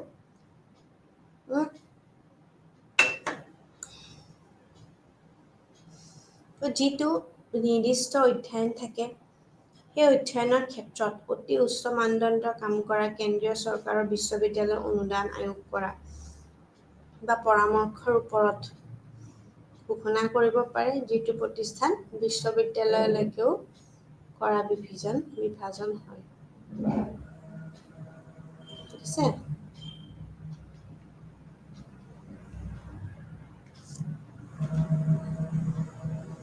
ব্যক্তিগত বিশ্ববিদ্যালয়ে ডিগ্ৰী প্ৰদান কৰিব পাৰে যদিও ইয়াত অফ কেম্পাছ সংযুক্ত মহাবিদ্যালয় থকাৰ অনুমতি দিয়া হোৱা নাই। ব্যক্তিগত বিশ্ববিদ্যালয়সমূহত পাঠ্যক্ৰম, পৰীক্ষাৰ পদ্ধতি, লেব আদি বিষয়ত UGC নিৰ্দেশনা পূৰণ কৰিব লাগিব আৰু তেওঁলোকৰ কাৰ্যকলাপতো সম্পূৰ্ণ স্বাধীনতা নাই। প্ৰায় 300খন ব্যক্তিগত বিশ্ববিদ্যালয় আছে।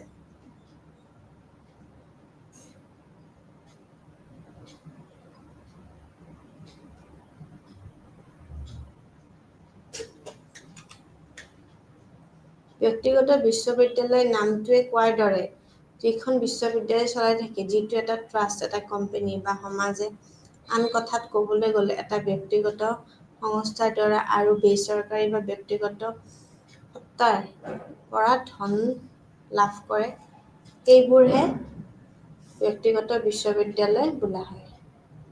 এখন ব্যক্তিগত বিশ্ববিদ্যালয় নিজাকৈ নামভৰ্তি প্ৰক্ৰিয়া চলাব পাৰে যদিও আমি UGC নিৰ্ধাৰিত নিয়ম মানি চলিব লাগে।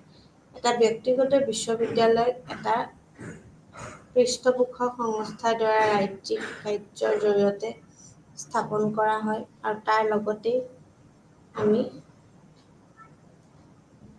গম পাওঁ যে কোম্পানী আইন, পঞ্জীয়নভুক্ত ৰাজ্য বা ৰাজহুৱা ট্ৰাষ্ট বা কোম্পানী বলবৎ থকাৰ আন কোনো সংশ্লিষ্ট আইনৰ অধীনত পঞ্জীয়ন কৰা সমাজ নহয়।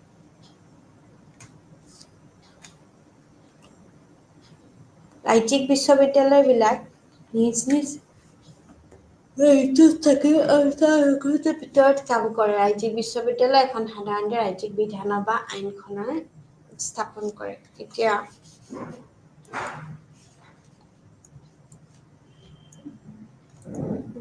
ষ্টেট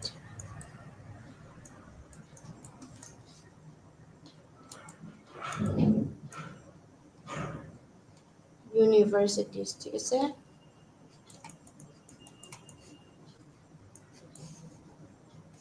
কি বোলো আমি? ৰাজ্যিক বিশ্ববিদ্যালয়। ৰাজ্যিক বিশ্ববিদ্যালয় নিজে নিজে ৰাজ্যত অৱস্থিত থাকে। এতিয়া আছাম ইউনিভাৰ্চিটিখন for example, Assam university, for example Guwahati university, এখন ষ্টেট ইউনিভাৰ্চিটি, ঠিক আছে? গুৱাহাটী ইউনিভাৰ্চিটিখন গুৱাহাটীত নাথাকি ক'ত কলকাতাত থাকিব নেকি? কলকাতাত থাকিব? Do you think so? Hyderabad ইউনিভাৰ্চিটিখন হায়দৰাবাদত নাথাকি গুৱাহাটীত থাকিব নেকি? নাথাকে। তো নিজ নিজ ৰাজ্যতে অৱস্থিত থাকে আৰু তেওঁলোকৰ যিমানখিনি আমাৰ সেয়া আছে, তেওঁলোকৰ অধিক ক্ষেত্ৰৰ ভিতৰত কাম কৰে। ৰাজ্যিক বিশ্ববিদ্যালয় এখন সাধাৰণতে ৰাজ্যিক বিধান বা আইনখনেও স্থাপন কৰে বুলি কয়। ৰাজ্যৰ প্ৰায় 400খন বিশ্ববিদ্যালয় আছে। ৰাজ্যিক বিশ্ববিদ্যালয়সমূহে বেছিভাগ সংযুক্ত বিশ্ববিদ্যালয় কাৰণ তেওঁলোকে বৃহৎ সংখ্যক সংযুক্ত মহাবিদ্যালয় বহুত অতি সৰু চহৰত অৱস্থিত প্ৰদান কৰে, যিয়ে সাধাৰণতে স্নাতক পাঠ্যক্ৰমৰ পৰিসৰ প্ৰদান কৰে। কিন্তু স্নাতকোত্তৰ পাঠ্যক্ৰম প্ৰদান কৰিব পাৰে। আনকি অধিক প্ৰতিষ্ঠাত কলেজসমূহে PhDৰ সুবিধাও দিব পাৰে। এফিলেটিং ইউনিভাৰ্চিটিৰ অনুমানৰ মতে কিছুমান শাখাতো কাৰ্যসূচী আছে বুলি কয়।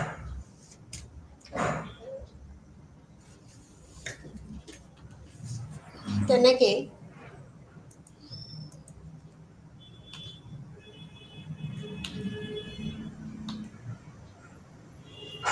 প্ৰাইভেট ইউনিভাৰ্চিটিজ অৰ্থাৎ ব্যক্তিগত বিশ্ববিদ্যালয়।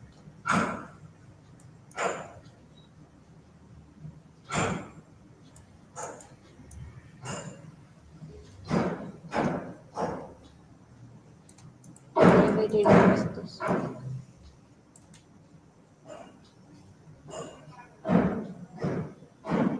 Private universities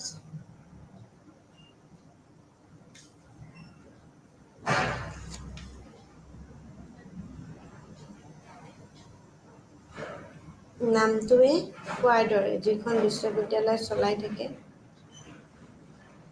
যিটো এটা ট্ৰাষ্ট থাকে, এটা কোম্পানী বা সমাজে কৰে, সেইটোৰ লগতে এটা ব্যক্তিগত সংস্থাৰ দ্বাৰা আৰু বেচৰকাৰী বা ব্যক্তিগত সত্তাৰ পৰা ধন লাভ কৰিব পাৰে, সেইবোৰক ব্যক্তিগত বিশ্ববিদ্যালয় বোলা হয়।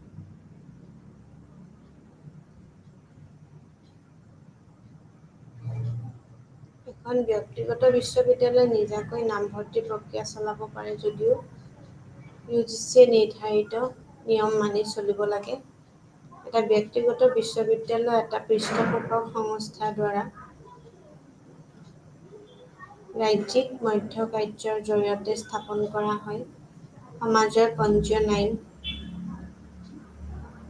বা কোম্পানী আইন বা পঞ্জীয়নভুক্ত ৰাজ্য বা ৰাজহুৱা ট্ৰাষ্ট বা কোম্পানীত বলবৎ থকা আন কোনো সংশ্লিষ্ট আইনৰ অধীনত পঞ্জীয়ন কৰা সমাজ হয়।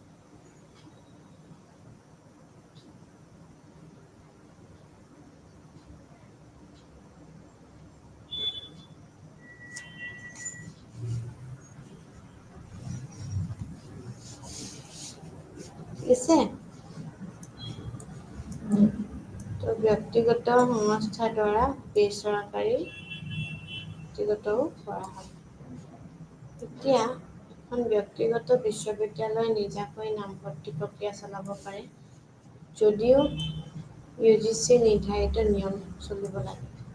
এতিয়া সমাজৰ পঞ্জীয়ন আইন আছে বা কোম্পানী আইন আছে, সেইখিনি পঞ্জীয়নভুক্ত ৰাজ্য বা ৰাজহুৱা ট্ৰাষ্ট কোম্পানীটো বলবৎ থাকে বা আন কোনো সংশ্লিষ্ট আইনৰ অধীনত পঞ্জীয়ন কৰা হয়।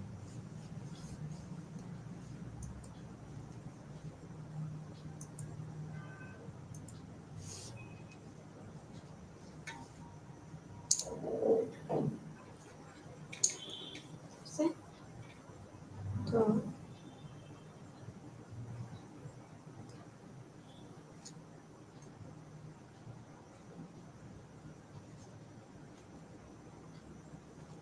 ব্যক্তিগত বিশ্ববিদ্যালয়ে ডিগ্ৰী প্ৰদান কৰিব পাৰে যদিও ইয়াত অফ কেম্পাছ সংযুক্ত মহাবিদ্যালয় থকাৰ অনুমতি দিয়া হোৱা নাই। ব্যক্তিগত বিশ্ববিদ্যালয়সমূহে পাঠ্যক্ৰম, পৰীক্ষাৰ পদ্ধতি, লেব আদি বিষয়ত UGC নিৰ্দেশনা পুনৰ কৰিব পাৰে। তেওঁলোকৰ কাৰ্যকলাপত সম্পূৰ্ণ স্বাধীনতা নাই। প্ৰায় 300খন ব্যক্তিগত বিশ্ববিদ্যালয় আছে। মানৱ সম্পদ উন্নয়ন মন্ত্ৰালয়ৰ মতে বিশ্ববিদ্যালয়ৰ বাহিৰে অন্যান্য উচ্চ শিক্ষা প্ৰতিষ্ঠান সেইটো নিৰ্দিষ্ট অধ্যয়নৰ ক্ষেত্ৰত অতি উচ্চ মানদণ্ডৰ কাম কৰা হয়। তো যিটো প্ৰতিষ্ঠানত বিশ্ববিদ্যালয় বিভাজন কৰা হয় সেইটো প্ৰতিষ্ঠানতে আমাৰ বিশ্ববিদ্যালয় বুলিও ধৰা হয়। সেইবোৰ বিশ্ববিদ্যালয়ে শৈক্ষিক থাকে আৰু তাৰ লগত বিশেষ অধিকাৰো লাভ কৰে। অৰ্থাৎ বিশ্ববিদ্যালয়ৰ এখন বুলি গণ্য কৰা বুলি হয়, যিটোৱে উচ্চ কাৰ্যক্ষেত্ৰ প্ৰতিষ্ঠানকো বুজায়, যিটো বিশ্ববিদ্যালয় অনুদান আয়োগ আইন থাকে তাৰ অধীনত কেন্দ্ৰীয় চৰকাৰে এনেদৰে ঘোষণা কৰিছে। প্ৰায় বুলি ধৰা বিশ্ববিদ্যালয় আছে ৰাষ্ট্ৰীয় গুৰুত্বপূৰ্ণ প্ৰতিষ্ঠান, যিটো প্ৰতিষ্ঠানে দেশ ৰাজ্য নিৰ্দিষ্ট অঞ্চলৰ ভিতৰত উচ্চ দক্ষতা সম্পন্ন কৰ্মী বিকাশৰ ক্ষেত্ৰতো এক গুৰুত্বপূৰ্ণ খেলুৱৈ হিচাপে সেৱা আগবঢ়ায়। প্ৰতিষ্ঠানক ৰাষ্ট্ৰীয় গুৰুত্বপূৰ্ণ প্ৰতিষ্ঠান মৰ্যাদা প্ৰদান কৰাৰ ভিতৰত প্ৰায় বিশেষ স্বীকৃতিও বুজি লাভ কৰে।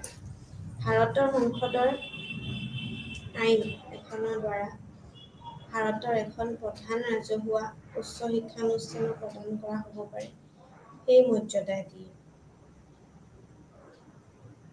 আৰু তাৰ লগতে আমি চাওঁ যে আমাৰ যিমানখিনি সংসদৰ আইন স্থাপন কৰিব পাৰে তাৰ লগত ৰাষ্ট্ৰীয় গুৰুত্বপূৰ্ণ প্ৰতিষ্ঠান হিচাপে ঘোষণা কৰা এটা প্ৰতিষ্ঠান ৰাষ্ট্ৰীয় উন্নয়নৰ বাবে গুৰুত্বপূৰ্ণ ক্ষেত্ৰসমূহ আমাৰ পাঠদান থাকে।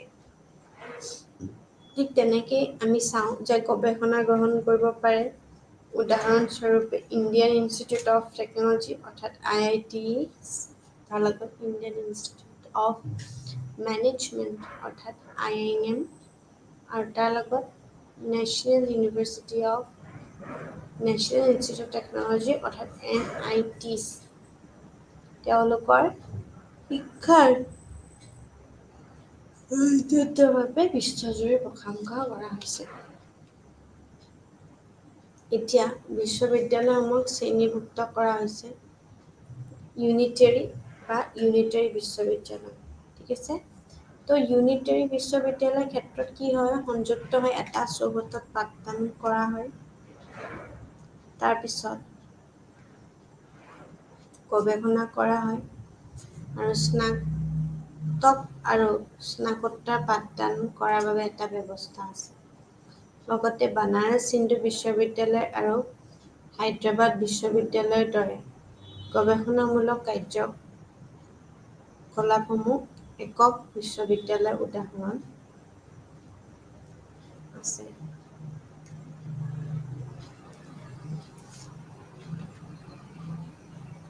সংযুক্ত বিশ্ববিদ্যালয় এফিলিয়েটিং বিশ্ববিদ্যালয়সমূহ হ'ল যিবোৰৰ এটা কেন্দ্ৰীয় চৌহদ আছে য'ত স্নাতকোত্তৰ শিক্ষা প্ৰদান কৰা আৰু গৱেষণা কৰা হয়। বিশ্ববিদ্যালয় এখনৰ সৈতে জড়িত বিশ্ববিদ্যালয়ৰ সৈতে কেইবাখনো কলেজ আছে, যিবোৰ বিশ্ববিদ্যালয়ৰ অধিকভাৱে ওপৰত নিৰ্ভৰ কৰি বিভিন্ন ভৌগোলিক স্থানত অৱস্থিত হ'ব পাৰে বুলি কয়। তাৰ লগতে মহাবিদ্যালয়সমূহৰ বেছিভাগে স্নাতক কাৰ্যসূচী আগবঢ়ায় যদিও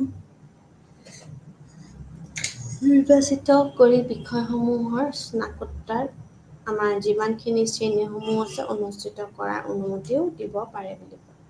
এতিয়া ভাৰতীয় বিশ্ববিদ্যালয় বহুতো আছে যিবোৰ এফিলিয়েটিং থাকে, আৰু তাৰ লগত আমি যদি চাওঁ যে আমাৰ আছে নে নাই ডাঙৰ মানে কেইটা 300ৰ পৰা অধিক সংযুক্ত কলেজ আছে বুলি ক'ব পাৰি।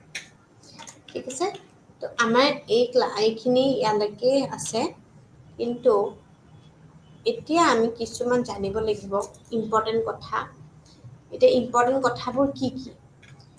আমাৰ কেইখন ষ্টেট ইউনিভাৰ্চিটিজ আমাৰ নিজৰ অসমত আছে, ঠিক আছে, কেইখন চেণ্ট্ৰেল ইউনিভাৰ্চিটিজ আছে, সেইবিলাক আমাৰ বহুত ইম্পৰ্টেণ্ট হয়। ঠিক আছে, তো টোটেল ষ্টেট ইউনিভাৰ্চিটিজ আমাৰ অসমত কেইখন আছে সেইটো জানাটো খুবেই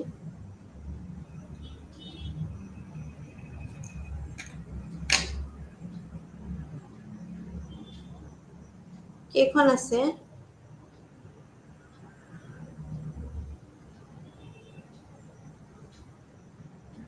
হা 17খন ষ্টেট ইউনিভাৰ্চিটিজ আছে ঠিক আছে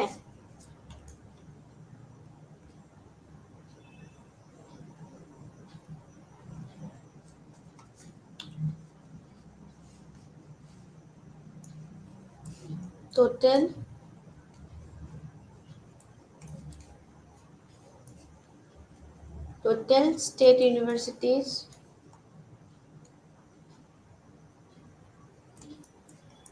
in Assam বুলি ক'লে কেইখন 17 numbers ঠিক আছে 17খন আছে এতিয়া 17খনৰ নামবিলাক আমি জানিব লাগে ঠিক আছে 17খনৰ নামবোৰ কি আমি জানিব লাগে এতিয়া যেনেকে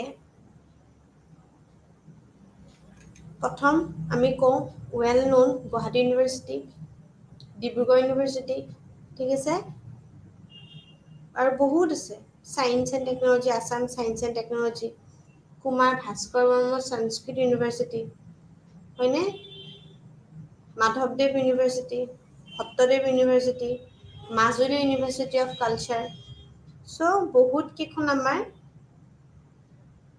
ইউনিভাৰ্চিটি আছে 18 ঠিক আছে তো আমি সেইকাৰণে এইবোৰ জানিব লাগে টোটেল আমাৰ মুঠতে 17খন আছে ওকে আৰু বাকিখিনি আমি চাব লাগিব ঠিক আছে টোটেল এতিয়া টোটেল প্ৰাইভেট ইউনিভাৰ্চিটি কেইখন আছে এইখিনি হ'ল টোটেল ব্যক্তিগত ইউনিভাৰ্চিটি কেইখন আছে আমাৰ 6 ঠিক আছে টোটেল 6 private university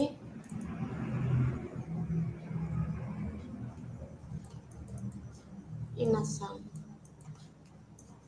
6খন ঠিক আছে 6খন আছে প্ৰাইভেট ইউনিভাৰ্চিটি ওকে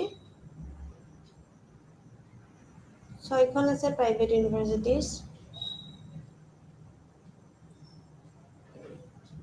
তাৰ লগত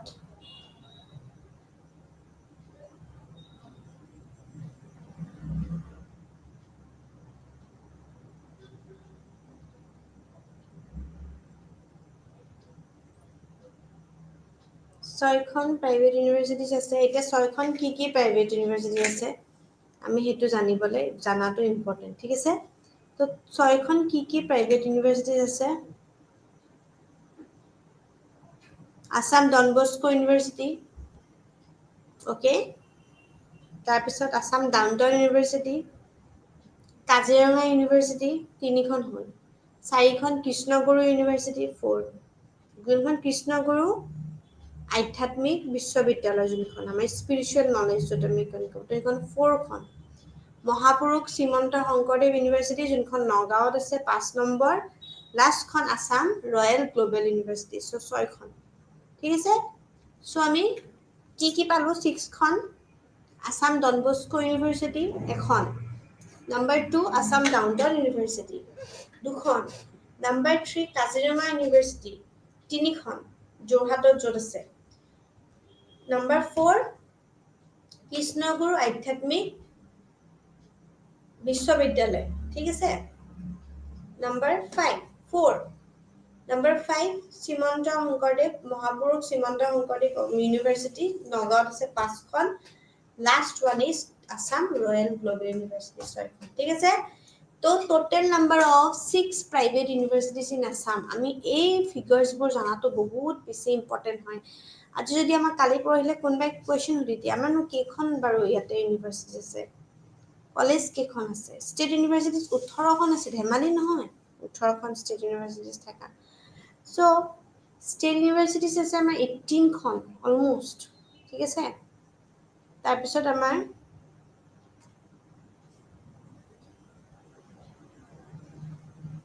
তাৰ লগত ষ্টেট ইউনিভাৰ্চিটি আৰু মানে ষ্টেট ইউনিভাৰ্চিটি বুলি অকল তাতে চব মিলিছে দেই, চায়েন্স এণ্ড টেকনলজি গোটেইখিনিও সোমাই আছে। তাৰপিছত আমাৰ 6 প্ৰাইভেট ইউনিভাৰ্চিটি আছে আৰু 2খন চেণ্ট্ৰেল ইউনিভাৰ্চিটি আছে, Tezpur central university and Assam Silchar university.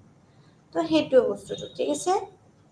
তো আমি সেইকাৰণে বস্তুটো গম পাব লাগিব ঠিক আছে, আমাৰ একচুৱেলি কিমান আছে।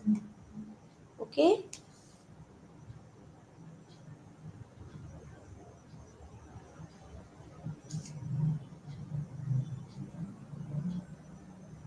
তো সেইটো কাৰণে কি যে সমাজৰ পঞ্জীয়ন আইনৰ মতে আমি কিমান অধীনত কিমানখিনি আমি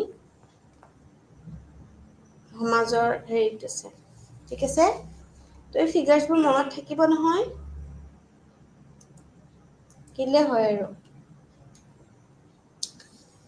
আৰু এই প্ৰাইভেট ইউনিভাৰ্চিটি যোনখন, এই 6খন প্ৰাইভেট ইউনিভাৰ্চিটি তাতে ডিগ্ৰী প্ৰদান কৰিব পাৰে যদিও ইয়াত অফ কেম্পাছ আমাৰ কোনো ধৰণৰ সংযুক্ত মহাবিদ্যালয় থকাৰ অনুমতি দিয়া হোৱা নাই ঠিক আছে। গ'লে আছে তেতিয়াও বেলেগ কথা। তাৰ লগত ব্যক্তিগত বিশ্ববিদ্যালয়সমূহত পাঠ্যক্ৰম, পৰীক্ষাৰ পদ্ধতি, লেব আদি বিষয় আমি UGC নিৰ্দেশনাৰ মতে পূৰণ কৰিব লাগিব বুলি কৈছে। এতিয়া তেওঁলোকৰ সম্পূৰ্ণ স্বাধীনতা নাই, প্ৰায় 300খন ব্যক্তিগত বিশ্ববিদ্যালয় আছে বুলি কয়। সেই লগতে আমি চাওঁ যে আমাৰ কিমানখিনি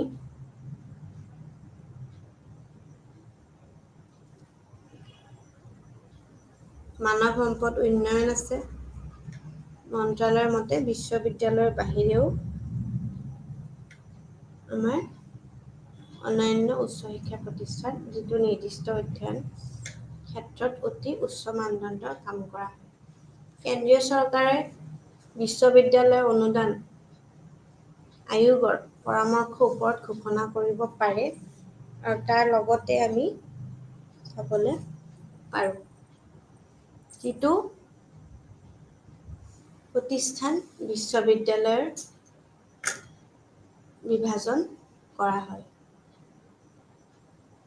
ঠিক আছে।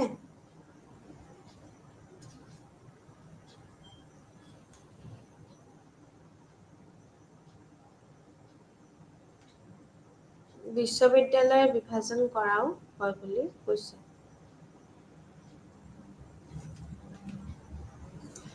যিবোৰ প্ৰতিষ্ঠান বিশ্ববিদ্যালয় বুলি ধৰা হয় সেইবোৰ বিশ্ববিদ্যালয়ৰ শৈক্ষিক মৰ্যাদা আৰু বিশেষাধিকাৰ লাভ কৰে, অৰ্থাৎ বিশ্ববিদ্যালয় বা এখন বুলি গণ্য কৰা হয় যিটো উচ্চ কাৰ্যক্ষম প্ৰতিষ্ঠানক বুজায়, যিটো বিশ্ববিদ্যালয় অনুদান আয়োগ আইন অধীনত কেন্দ্ৰীয় চৰকাৰে এনেদৰে ঘোষণা কৰিছে বুলি কয়। প্ৰায় বিশ্ববিদ্যালয় আছে।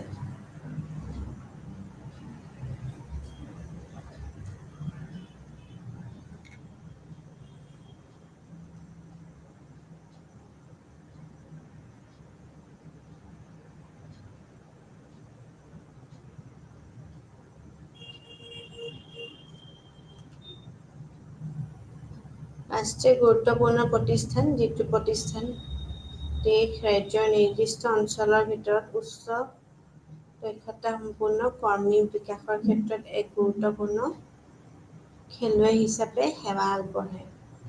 প্ৰতিষ্ঠানক ৰাষ্ট্ৰীয় গুৰুত্বপূৰ্ণ প্ৰতিষ্ঠান মৰ্যাদা প্ৰদান কৰে আৰু ভাৰতৰ পৰা বিশেষ স্বীকৃতি আৰু পুঁজি লাভ কৰে। ভাৰতৰ সংসদৰ আইন এখনৰ দ্বাৰা ভাৰতত এখন প্ৰধান ৰাজহুৱা উচ্চ শিক্ষানুষ্ঠানক প্ৰদান কৰা হ'ব পাৰে সেই মৰ্যাদা।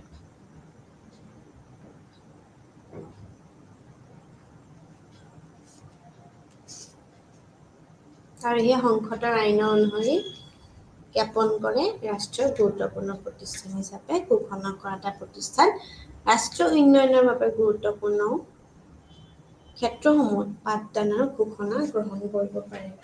এতিয়া উদাহৰণস্বৰূপে Indian institute of technology, Indian institute of management, national university of technology, তেওঁলোকৰ শিক্ষাৰ মানদণ্ডৰ বাবে বিশ্বজুৰি প্ৰশংসাও কৰা হয় বুলি কৈছে। ঠিক তেনেকে চাওঁ যে আমাৰ ইমানখিনি একচুৱেলি আছে, ঠিক আছে। তো সেয়েহে যে বিশ্বজুৰি কিমানখিনি আমাৰ শ্ৰেণীভুক্ত কৰা হৈছে আৰু তাৰ লগত আমাৰ ইউনিভাৰ্চিটি অফ বিশ্ববিদ্যালয়ৰ ক্ষেত্ৰতো সংযুক্ত এটা চৌহদত পাঠদান গৱেষণা কৰা হৈছে। ঠিক তেনেকেই সেইদৰেই আমি কওঁ যে স্নাতকোত্তৰ পাঠদানৰ বাবে এটা ব্যৱস্থা আছে। লগতে বানাৰস হিন্দু বিশ্ববিদ্যালয় আৰু হায়দৰাবাদ বিশ্ববিদ্যালয়ৰ দ্বাৰা গৱেষণামূলক কাৰ্যসূচীত একক বিশ্ববিদ্যালয়ৰ উদাহৰণ দিয়া হৈছে। সংযুক্ত বিশ্ববিদ্যালয়ৰ এফিলিয়েটিং বিশ্ববিদ্যালয়সমূহ হ'ল যিবোৰ এটা কেন্দ্ৰীয় চৌহদত আছে, য'ত স্নাতকোত্তৰ শিক্ষা প্ৰদান কৰে আৰু গৱেষণা কৰা হয়। বিশ্ববিদ্যালয়সমূহখনৰ সৈতে জড়িত বিশ্ববিদ্যালয়ৰ জড়িত কেইবাখনো কলেজ আছে, যিবোৰ বিশ্ববিদ্যালয়ৰ অধিকাৰ ক্ষেত্ৰৰ ওপৰত নিৰ্ভৰ কৰি বিভিন্ন ভৌগোলিক স্থানত অৱস্থিত হ'ব পাৰে। মহাবিদ্যালয়সমূহ বেছিভাগ স্নাতকোত্তৰ কাৰ্যসূচী আগবঢ়ায় যদিও নিৰ্বাচিত বিষয়সমূহৰ স্নাতকোত্তৰ শ্ৰেণীসমূহ অনুষ্ঠিত কৰাত অনুমতি দিব পাৰে। ভাৰতীয় বিশ্ববিদ্যালয় বহুতো আছে যিবোৰ এফিলিয়েটিং প্ৰকাৰ। কলিকতা, মুম্বাই, উছমানিয়া, বেংগালুৰু আৰু কেইবাখনৰো অধিক আমাৰ আছে কলেজ, ঠিক আছে। তো যিহেতু আমি কলেজ এডুকেশ্যন, ইউনিভাৰ্চিটি এডুকেশ্যন আমি ভাগ কৰি ল'ব লাগিব, আৰু এই দুটাই হৈছে আমাৰ হায়াৰ এডুকেশ্যন পঢ়ি আছোঁ আমি, হয় নে নহয়? কলেজ এডুকেশ্যন আৰু হায়াৰ এডুকেশ্যন অৰ্থাৎ উচ্চ শিক্ষা, আৰু আমি যেতিয়া আমি ইউনিভাৰ্চিটি এডুকেশ্যন পঢ়োঁ সেইটো অৰ্থাৎ হৈছে আমাৰ উচ্চ শিক্ষা, ঠিক আছে। তো এই উচ্চ শিক্ষাৰ ব্যৱস্থাত আমি এই বস্তুখিনি আমি পঢ়োঁ। আৰু এই যে ক'লোঁ মই যিমানখিনি এফিলিয়েটিং আছে সেইখিনিৰ লগতে আমি কিছুমান সংযুক্ত বিশ্ববিদ্যালয় আছে যাৰ নাম আমি এফিলিয়েটিং ইউনিভাৰ্চিটি বুলি কওঁ, এফিলিয়েটিং কলেজেছ থাকে।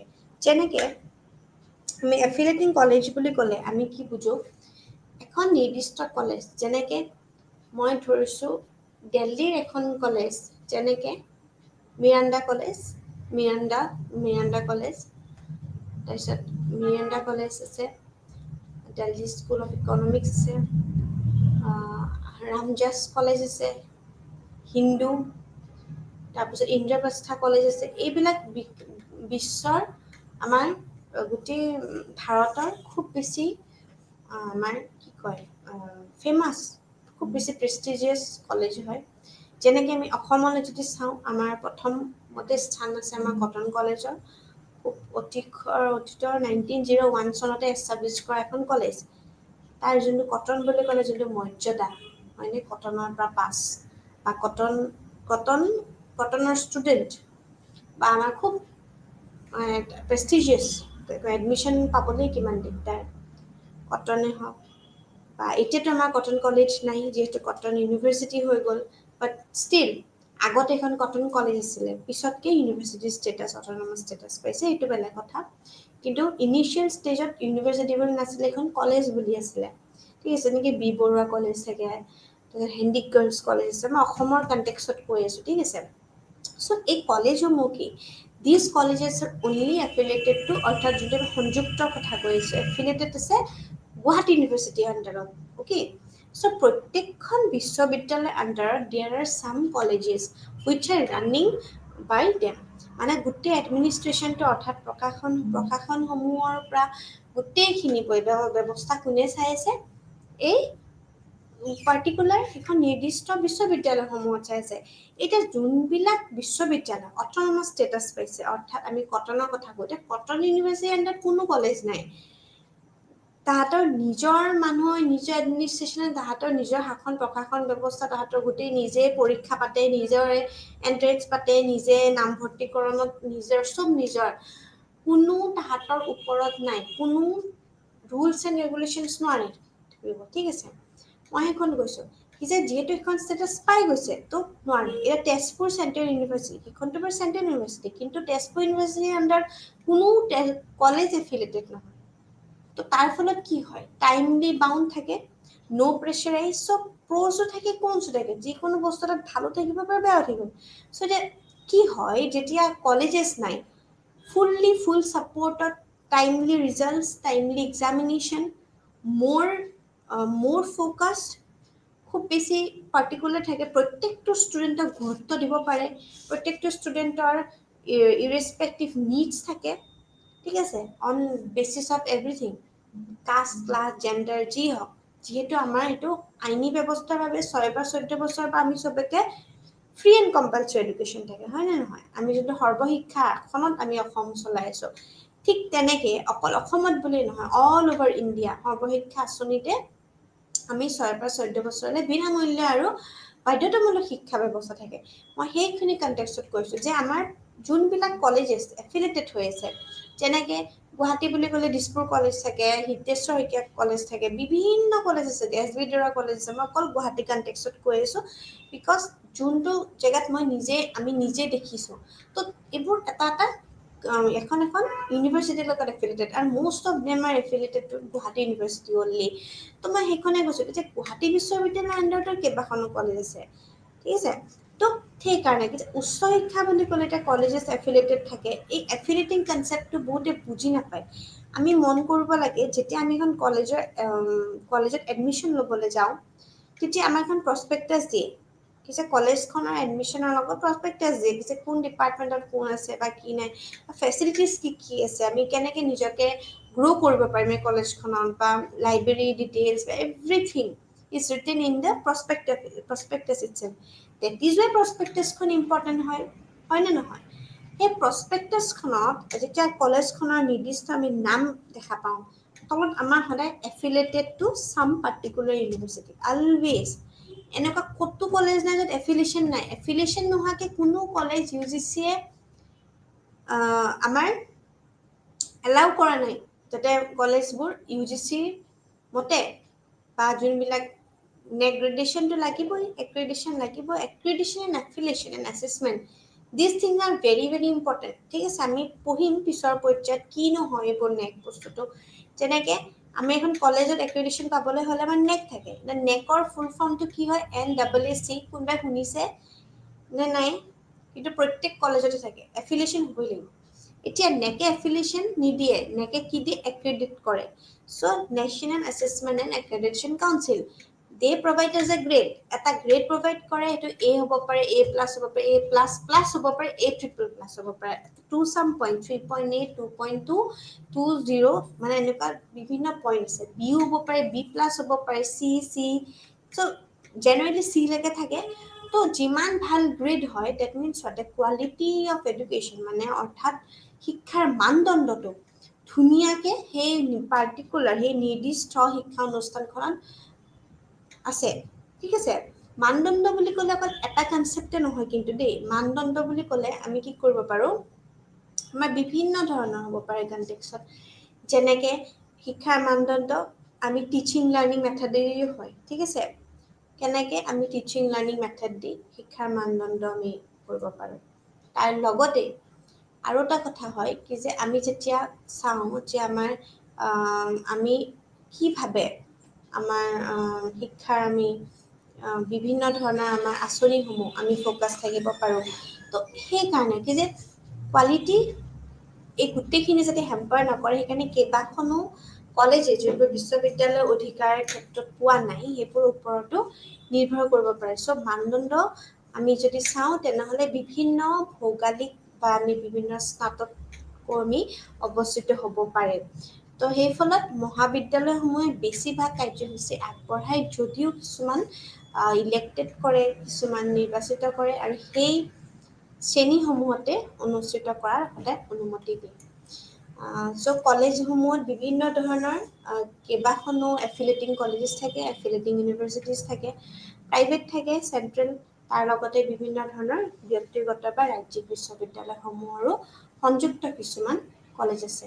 তো তাৰ লগত ভাৰতীয় যিসমূহ বিশ্ববিদ্যালয় আছে, সেইসমূহৰ আণ্ডাৰত কিছুমান আগবঢ়োৱা যদিও অনুষ্ঠিত হ'ব পাৰে, তাৰ লগত সেই এফিলিয়েশ্যন আৰু এক্ৰেডিশ্যন, অৰ্থাৎ যোনখিনি গ্ৰেড প্ৰভাইড কৰে এক্ৰেডিশ্যনৰ কাৰণে, সেইখিনি বিভিন্ন ধৰণৰ জেগাত, যেনেকৈ কলকাতা, দিল্লী, মুম্বাইত এনেকুৱা ধৰণৰো বিভিন্ন ধৰণৰ সংযুক্ত কলেজসমূহ স্থাপন কৰিছে।